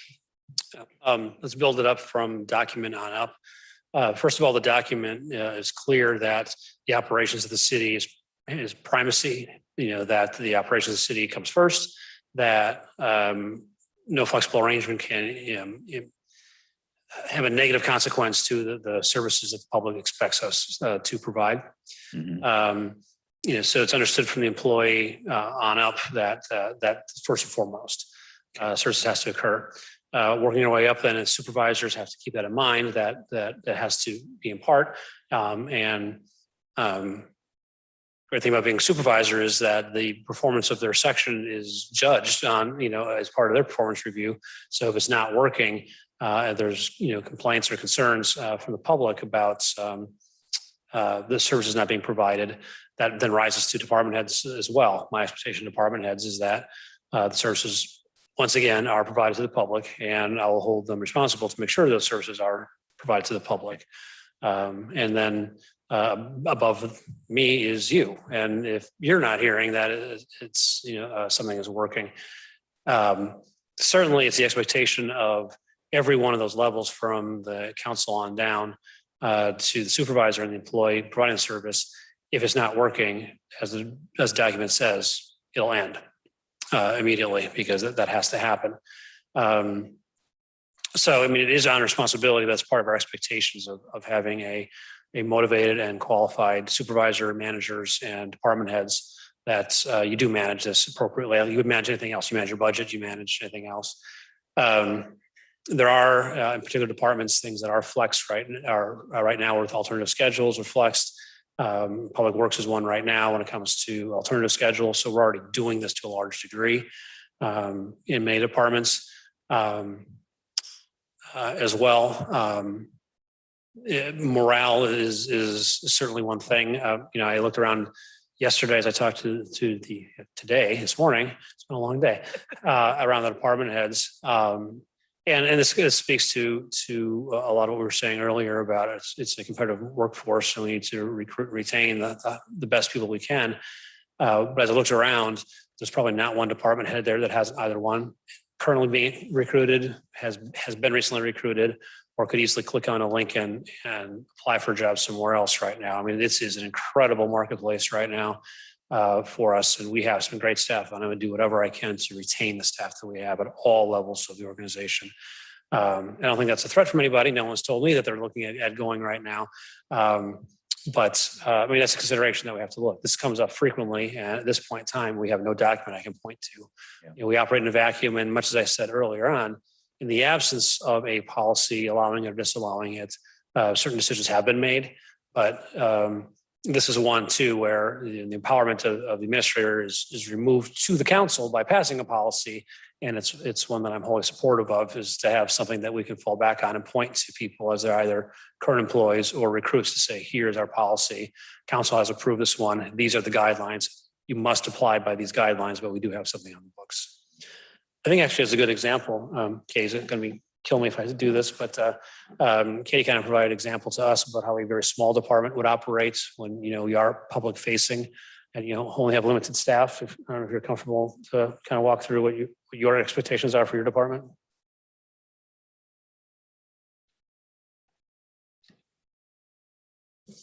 Start with the number of staff you have and the number of hours you can do. Thank you. So for an example, I have Brad Newmeister, our lead building inspector. Let me do this.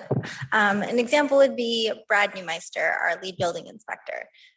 He currently is here every day in the office and runs about and does these inspections. What he found during COVID-19 was that many of the contractors were mobilizing on Mondays. And they were beginning the bulk of their inspections and calls for inspections starting on Tuesdays and then throughout the week.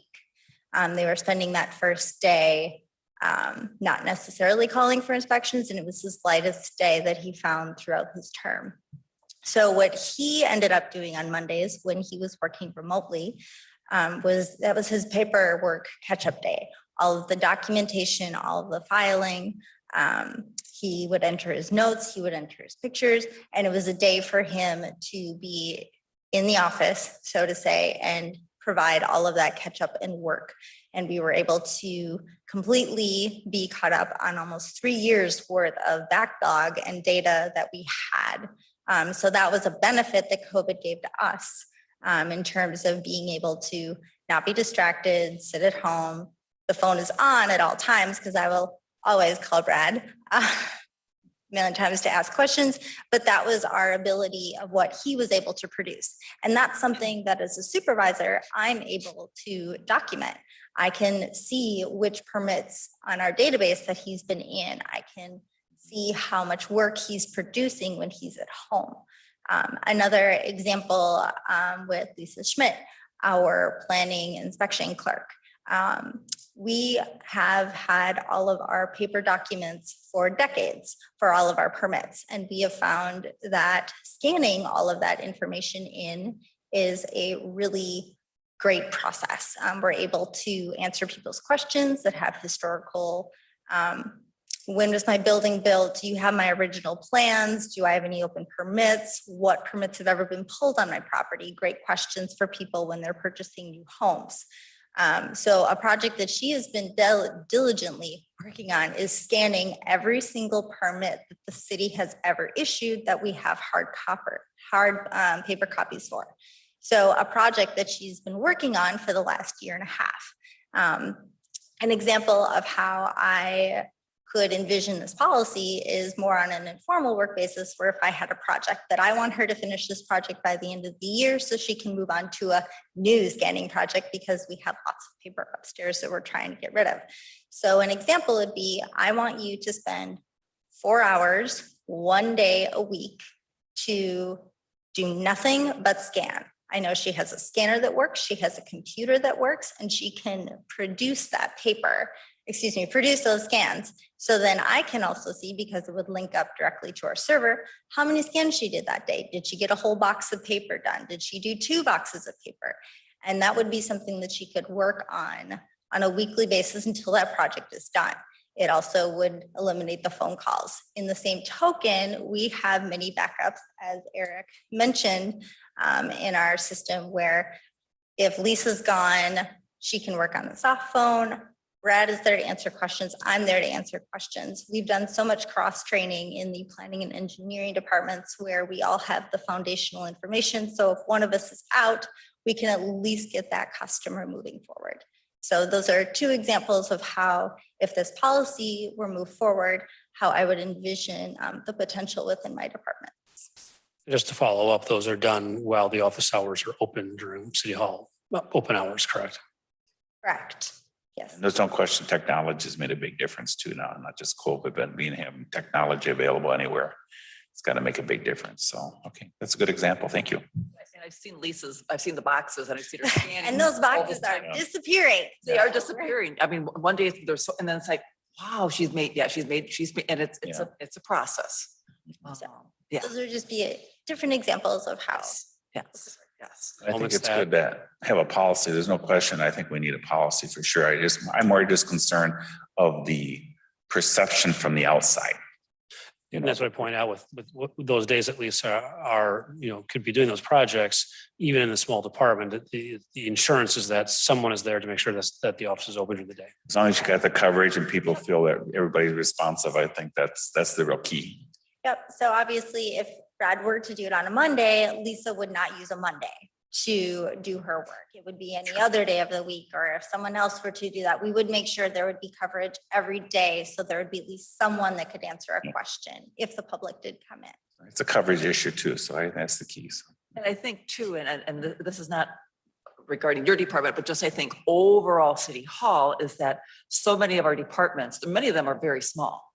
We are not flush with people like a lot of some other buddy municipalities. We've always been very, very lean in personnel and continue to be. And so my biggest concern would be if we were to have additional people, maybe not at City Hall 5 days a week, whether or not if a department didn't have coverage, if I'm going to assume that the finance department there's going to be an expectation that they're going to be open 5 days a week to interface with the public. Will any of their, if some department is not available, will any of that work come down to finance but that's not their area, for example? Will they end up getting some of the work or the questions from other departments down to finance, which they know nothing of? So in the event of our department in particular, all of our staff have laptops. And with the new technology and the new phone system built in, we have the ability for all of the phones to ring our laptops and our computers. So we can answer every phone call, and people don't know that we're not in the office at that given time. So we would not have it so that our calls would be forwarded elsewhere. They would hit someone, unless, of course, someone was out sick that day, but that can happen today. Someone can try and call me, and if I'm on leave, they're going to get a voicemail regardless. But we do have that built in as a safety that, based on our technological advancements we've been doing this last year. Thank you. Well, I think one thing that I've appreciated through this whole situation with COVID, as awful as it has been nationwide, I think these smart organizations will learn from it and will bounce back and prosper and learn how to do things better and more efficiently and leaner, and they'll come out of it so much smarter. And I think it's upon us to do that. So I personally have appreciated that administration has taken the approach that those who can work remotely, or those situations when someone is ill, when we've talked at a council level, if we're not feeling well, whether it's a subcommittee, commission board, or a council meeting, we should stay home. We have the laptops, we have the ability to call in, we should do that. Just like Amanda talked earlier about, sick leave, if you can stay home, sick leave is to be used, but if you feel well enough to work from home, work from home. And I would strongly encourage that. So I've heard from a number of staff members in this past several months on and off regarding the flexibility that administration has had for them for a number of life events that have happened with people, whether it was COVID or just childcare or what have you. That I know a number of employees value the position that administration has taken to be able to work with people, and whether it's the part-timers or the full-timers or whoever they may be. So, I appreciate that, because I think that bodes well for the city of Onalaska as an employer. I think it bodes well when we've had a number of new employees hired this year. And we've had, I believe, very high quality employees that we have hired, and they want to be here. So that really makes me happy. But I do have a concern about, and I think other alders have expressed in the past, about dark offices when we get to the types of remote work, the formal work, remote work. As someone who has struggled through the years to contact people at City Hall, and I realize with my personal work, my personal life is that I'm already personally not available like before noon. So, I realize that's on me. So I'm already losing half a day being able to contact staff. So for me personally, I'm limited to like 1 to 5 in the afternoon. It's always been very hard for me personally to find staff. But I also understand, there's sick leave, there's vacation, people are on conference, people are doing their job also, they're off site, they're doing whatever. So it's always been really hard for me to catch up to staff a lot of times. And I'm not picking on any certain department or any certain person. It's just kind of overall through the years. So what I've learned from COVID personally is I've employed, just emailing someone. I found now that has been very successful for me, because it's not, I don't purport to know people's schedules. You're all working, so I'm just trying to get answers to my questions, either for my constituents or for myself. So I now just reach out and say, hey, would you be available such and such a time? And we just make that appointment. So now I'm at least getting answers now. So I'm really happy. So I finally learned how to work within that. But I am concerned about the up to 3 days. I just have a concern in how that all would work. And maybe my concerns may be unfounded. I don't know. But I think at the end of the day, we're not private industry where we can make our own rules and whatever but as a municipal government, there's a service that we have to provide. And I just have a concern with how many people may be here or not here. Eric?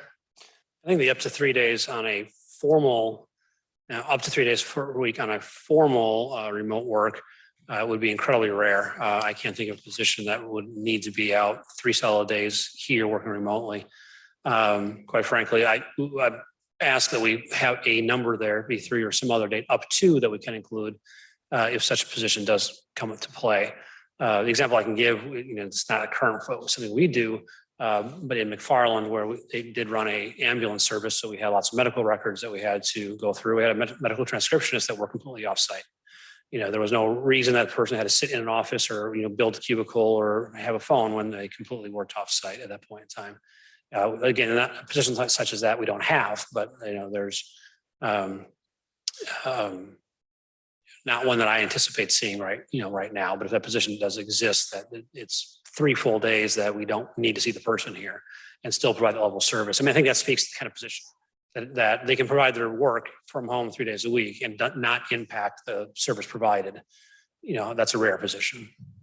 And I think that as a follow-up, that was one of my questions as far as when it comes to informal remote work versus formal remote work. So formal remote work, do we have anyone who's kind of operating under that at this time, under the formal remote work?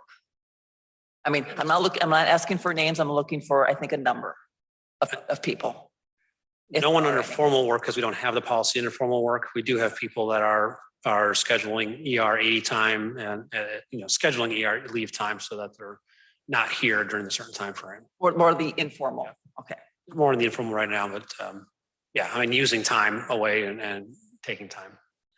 And the purpose of this is really just to get something on the policy, kind of like when you talk about vacation. So then you have a basis to say yes or no, instead of you're just kind of out there flying solo. Framework. Yeah. Yes, a framework. Alder Olson?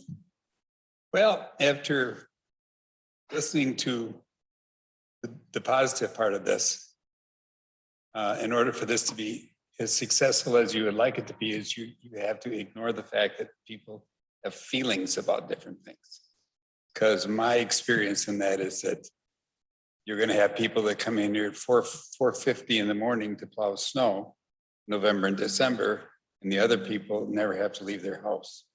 And if you want to believe that human nature isn't going to factor into that, I've got 51 years of dealing with the public that'll tell you that's a nice thing to think. So if we have everybody that feels the same, the only way that could happen is if we had electronic devices to shock their brains about every 15 or 20 minutes. But that's my opinion. I think we are creating lots of problems with this, but I'm only one person. I'm just looking at human nature. It's just we have all kinds of different personalities. And if somebody gets torqued off because they appear that their friend gets these benefits, but they don't, is this beneficial to the city overall? I don't know. I'm just one person. I'm not making that decision. It's just, this is one of the things you get when you get old. You see people interact with other people. And so this is how you think, because it's reality. So I'm not trying to say that it's not a great idea. I guess if you want to do this, I would say this is worth trying if everybody agrees, and see what happens. But if it doesn't work out, I might be in the background going, I told you so. And that doesn't mean that there aren't people who would be very good at this, because we have people who do that. Okay. But you're asking, got a lot of people interact here. And there are lots of comments I've heard in the 24 years that I've been here that aren't all positive. So that's. One, thank you, Alder Olson. And that's why I asked, I had said, kicking off this whole policy discussion, that there was it's a delicate subject, I think, to talk about, but I think we needed to have open, honest conversations and respectful conversations. And I do have a couple quick questions. Eric, under our packet page 47, under process for non-standard work schedule and formal remote work. Item 1, all requests for these alternative work arrangements must be in writing, blah, blah, blah. Let's see, completed by the employee and submitted to the supervisor and department head for approval. When do you come in to this, or do you as city administrator, or is it just department head approval?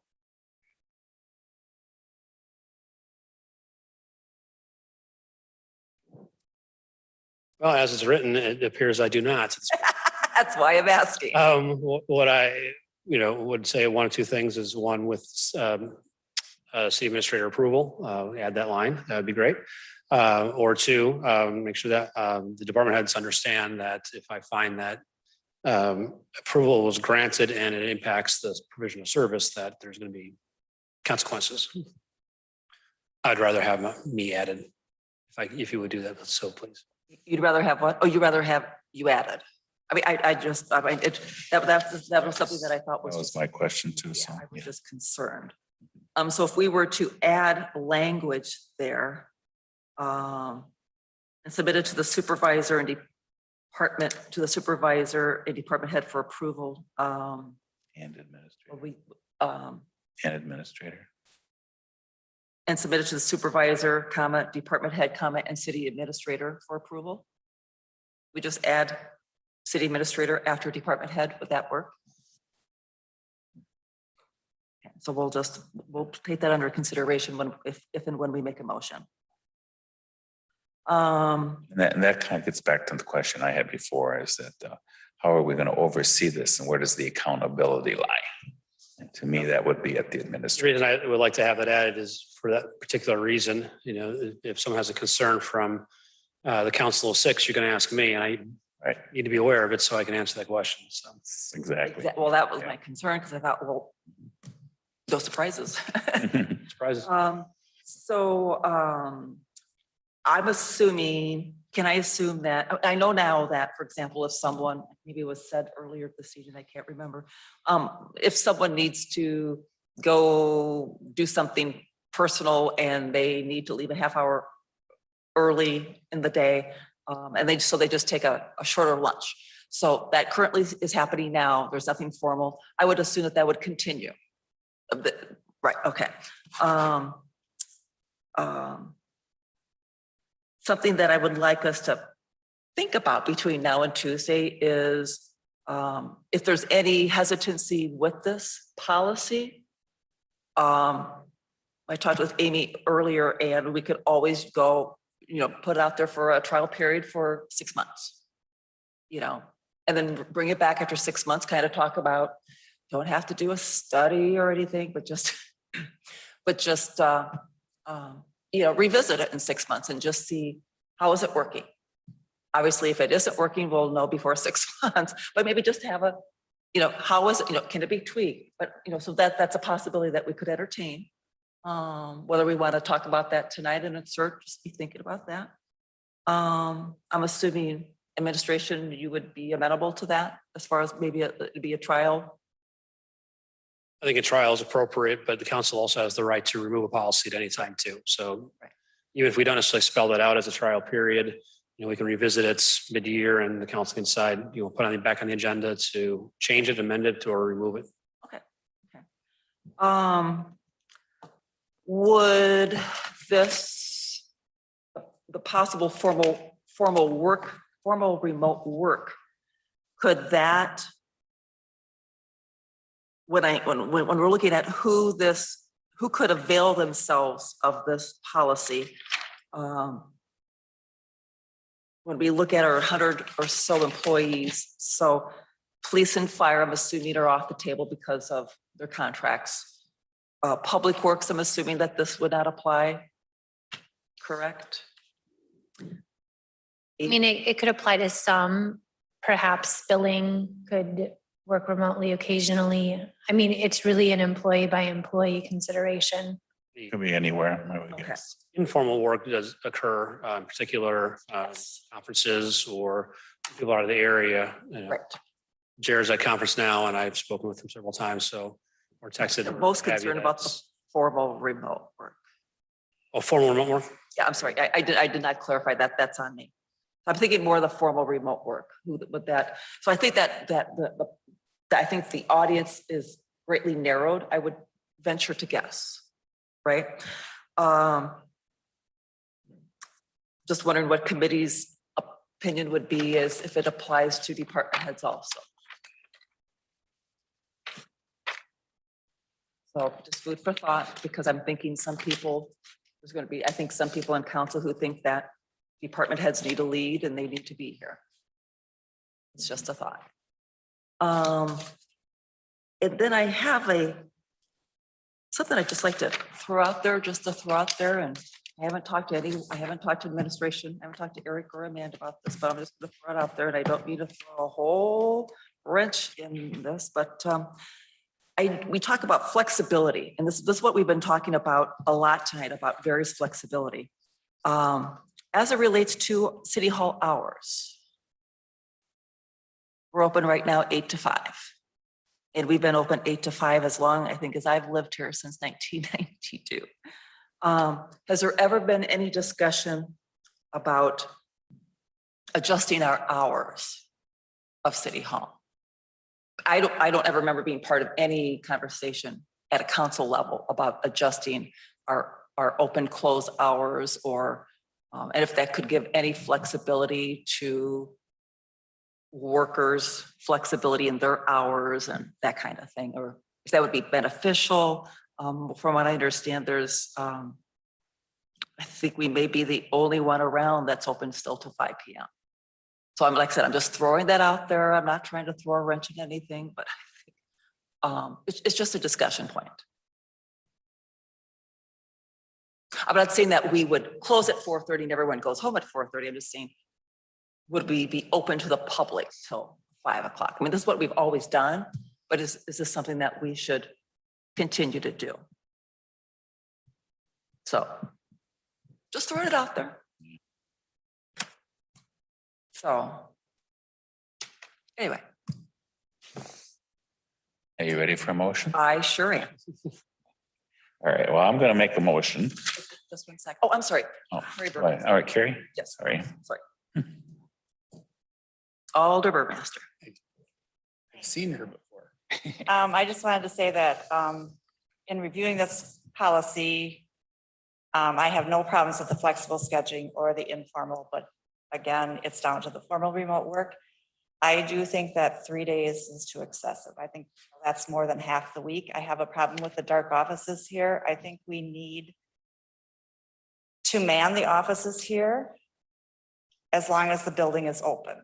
And like I said, adjusting hours maybe is a way to accommodate some of that. Maybe we're not open as many hours. But I do think, and going into this as being a new policy, I would feel more comfortable if we were saying, let's start with 1 day or 2 days. You know, I don't want to start with more than half the week. I don't feel comfortable with that number at all. I just think it's too much. I think our citizens, even though they can reach everybody by phone or by email, everybody doesn't know that. So some of the elderly people will come into the office and they might even walk up to the office and there's nobody there. They might come in twice, maybe 3 times before they'll even come downstairs to look for somebody, thinking, you know, somebody's going to be there eventually.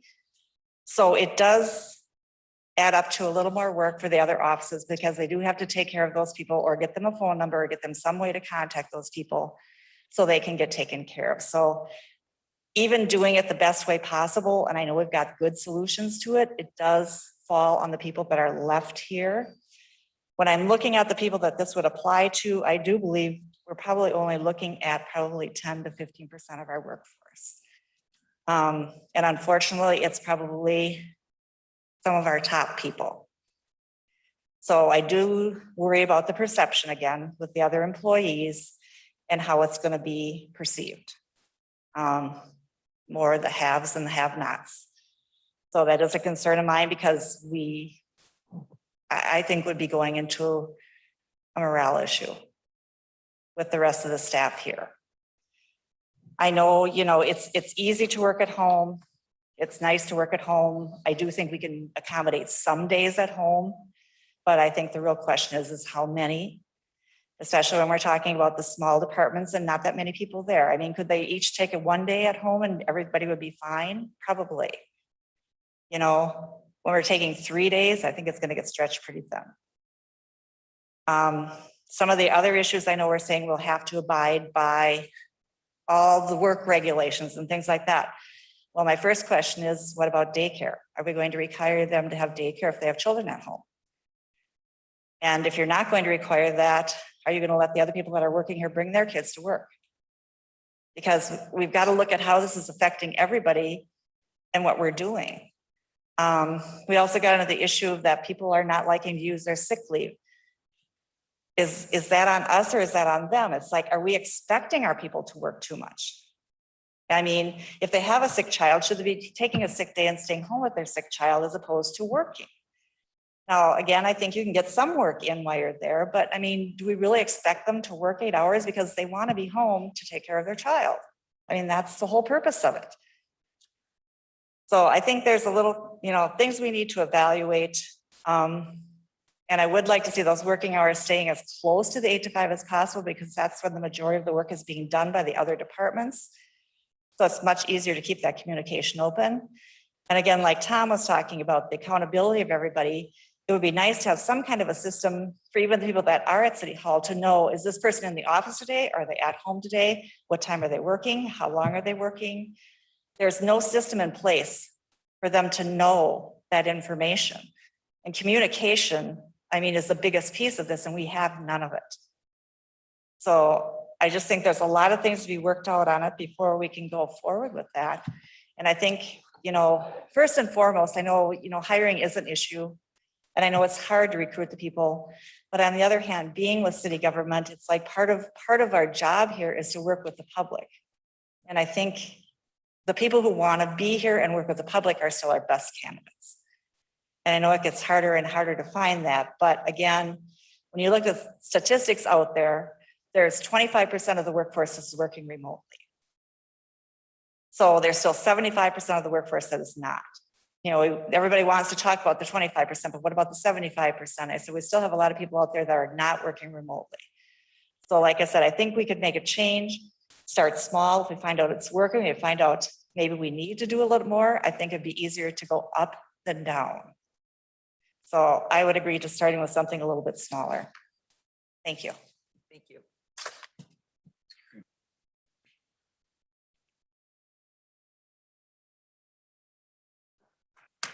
I think my position would be, this is something that I was thinking about all day today. I knew that there's a lot of components to this. And a lot of this, you know, some of this we're currently doing, but there's nothing in place. I think it would be a positive that we do put something in place. But I would recommend that we forward this. My recommendation as chair would be to forward this to council next week without a recommendation from F&P. So we could all sit on this, chew on this till Tuesday, and then just introduce this at council next Tuesday. And then get everyone's input. Amanda. I guess my only question would be, taking some of the feedback we got tonight, would you like us to clean this up a little bit and bring a new version for council next week, including some of the language regarding the city administrator's approval? We could formalize some of the communication that Carrie mentioned, as far as we put in a process in place to how we would capture and process it, but also not how we would communicate it out to other departments and city employees if an employee were working remotely. And then we could also look at adjusting that 3 days downward. Yes. Did you make that motion? In- I'm looking for Thank consensus. you. And the only thing that crossed my mind Oh, no. is why I'm smiling is this, when this moves on for other discussion, the greatest pontificator in the world is going to get a hold of this. And we're going to be here for an hour and a half. And all I can say is which one. Yeah, That's all I'm gonna right. say. But this one is probably the most not controversial, but this is one that's going to have a lot more discussion at council.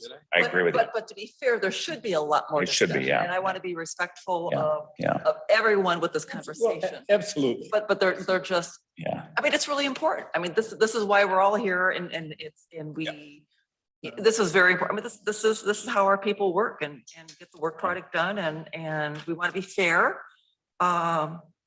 But I think as we are so conservative with how we Yeah. spend our dollars, we're also very conservative, you know, how we do business and set policy.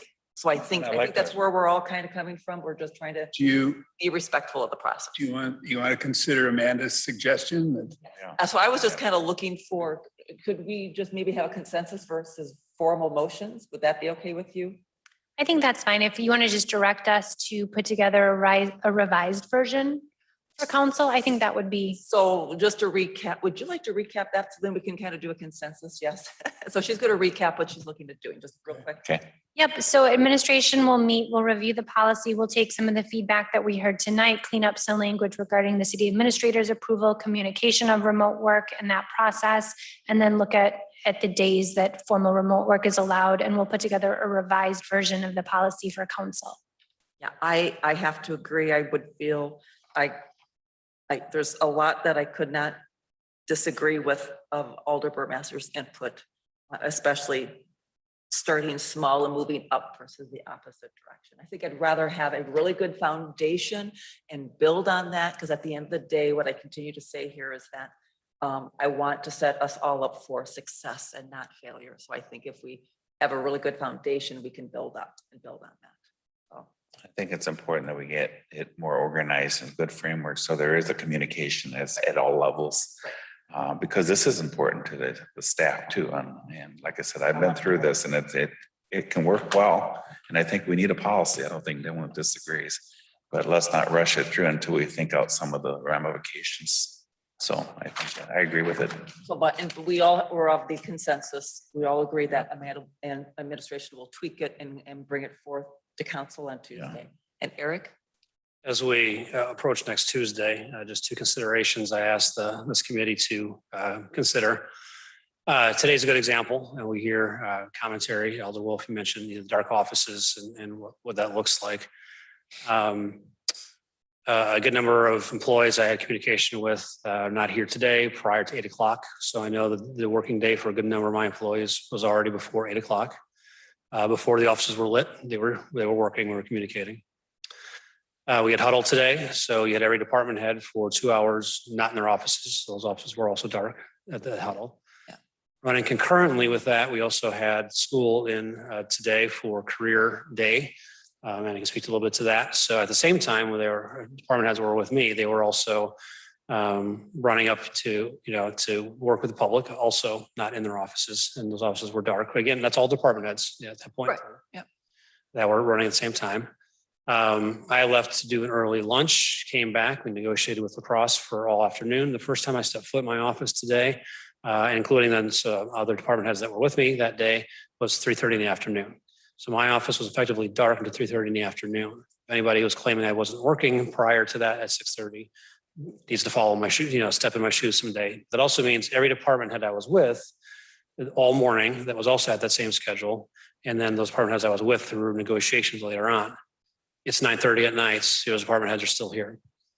And so the perspective I asked that you'd have is we talk about the employees and flexibility and dark offices, is that there is a person behind those offices, and the assumption of the offices are dark, therefore people are off having fun or they're not working is not an accurate perspective that people may have of those department heads. The other perspective is, that I asked you to examine between now and Tuesday is what happens in the event that a policy does not pass. We're operating right now in a vacuum, and I'm creating some flexibility. I am uncomfortable continuing that in the absence of a policy. And so I ask that we do at least come out of here on Tuesday with some kind of policy written that we can stand behind. Because I would say that a failure of a policy is positive action taken by the council saying, we will not allow flexibility. I do not think that's the case of the council. So do consider that if you're not supportive of this, their alternative that you can support so that we have some direction for the departments after that. I did effectively communicate with the department heads in the event that the policy does not pass. The surviving language or the existing language of policies really only allowed on a department by department basis to apply for some flexible schedules. And so department heads were made aware of that they should start getting that documentation together for those non-standard schedules that we already have. But I'd leave it positively. I think we're making great progress. I think we have some advocates in the council to do that, but I just ask for those two perspectives between now and Tuesday. Thank you. I'm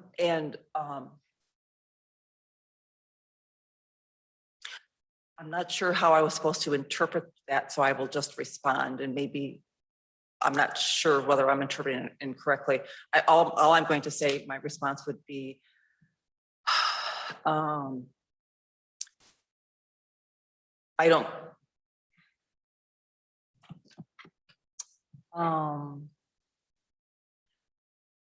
If any, first of all, earlier this evening, any comments that I made this evening were not meant to be directed to any one department or any person or any regarding anything. I don't know whether it's your impression or if you took that personal about the dark offices, that was not directed. So I don't know if you took that. My example would be that effectively today, most of my department heads were out of their office under my guidance. Right. But okay. And so my point was, I was just reflecting what my experience has been, but do note that I said, but I also recognize that people, they can be on vacation, they could be out sick leave, they're at conferences. And I finished with, plus they're working or they're at site visits or what have you. So I don't know whether you interpreted or misinterpreted. That certainly was not my position because I think if anything, I think people know here that I'm one of the strongest and biggest advocates for the workers here. I'm just saying what my personal experience is. I struggled trying to find people because I'm one older person who's here a lot and asks a lot of questions. And so I just need answers. And that's why I struggled with trying to find people. My remark about dark offices is not to be interpreted as negative. It's just been my personal experience, but I know people are working. I'm just trying to get answers and it's just been a struggle, but I found a new way to do it where I just go online and schedule an appointment or a phone call and it's like, it's working.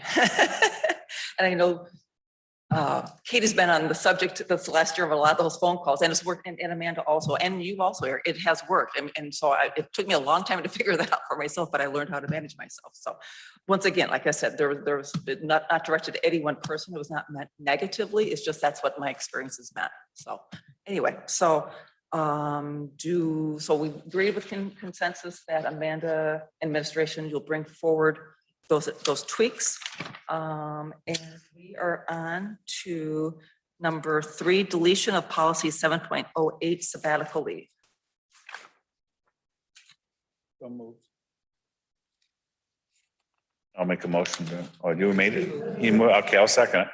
That was easy. So I like it. discussion. So motion Shortest by discussion Alder, on earth, right? second by Alder, or motion by Alder Olson, second by Alder Smith, to delete policy 7.08 sabbatical leave. Amanda? Yeah, I'm not sure what this originated from, but we reviewed it together and we didn't think of a scenario where it was likely that it would be beneficial to the city or likely approved. And so we are offering to delete it. I don't remember anyone ever Back using to it. 99, huh? Yeah, August 99. Yeah, really. I don't. I don't know how we'd function giving any employee, even without pay, Yeah. that amount of time off. Yeah. Works like it done somewhere. I feel like Alder Burmaster has the answer. You're making her walk up there one more time.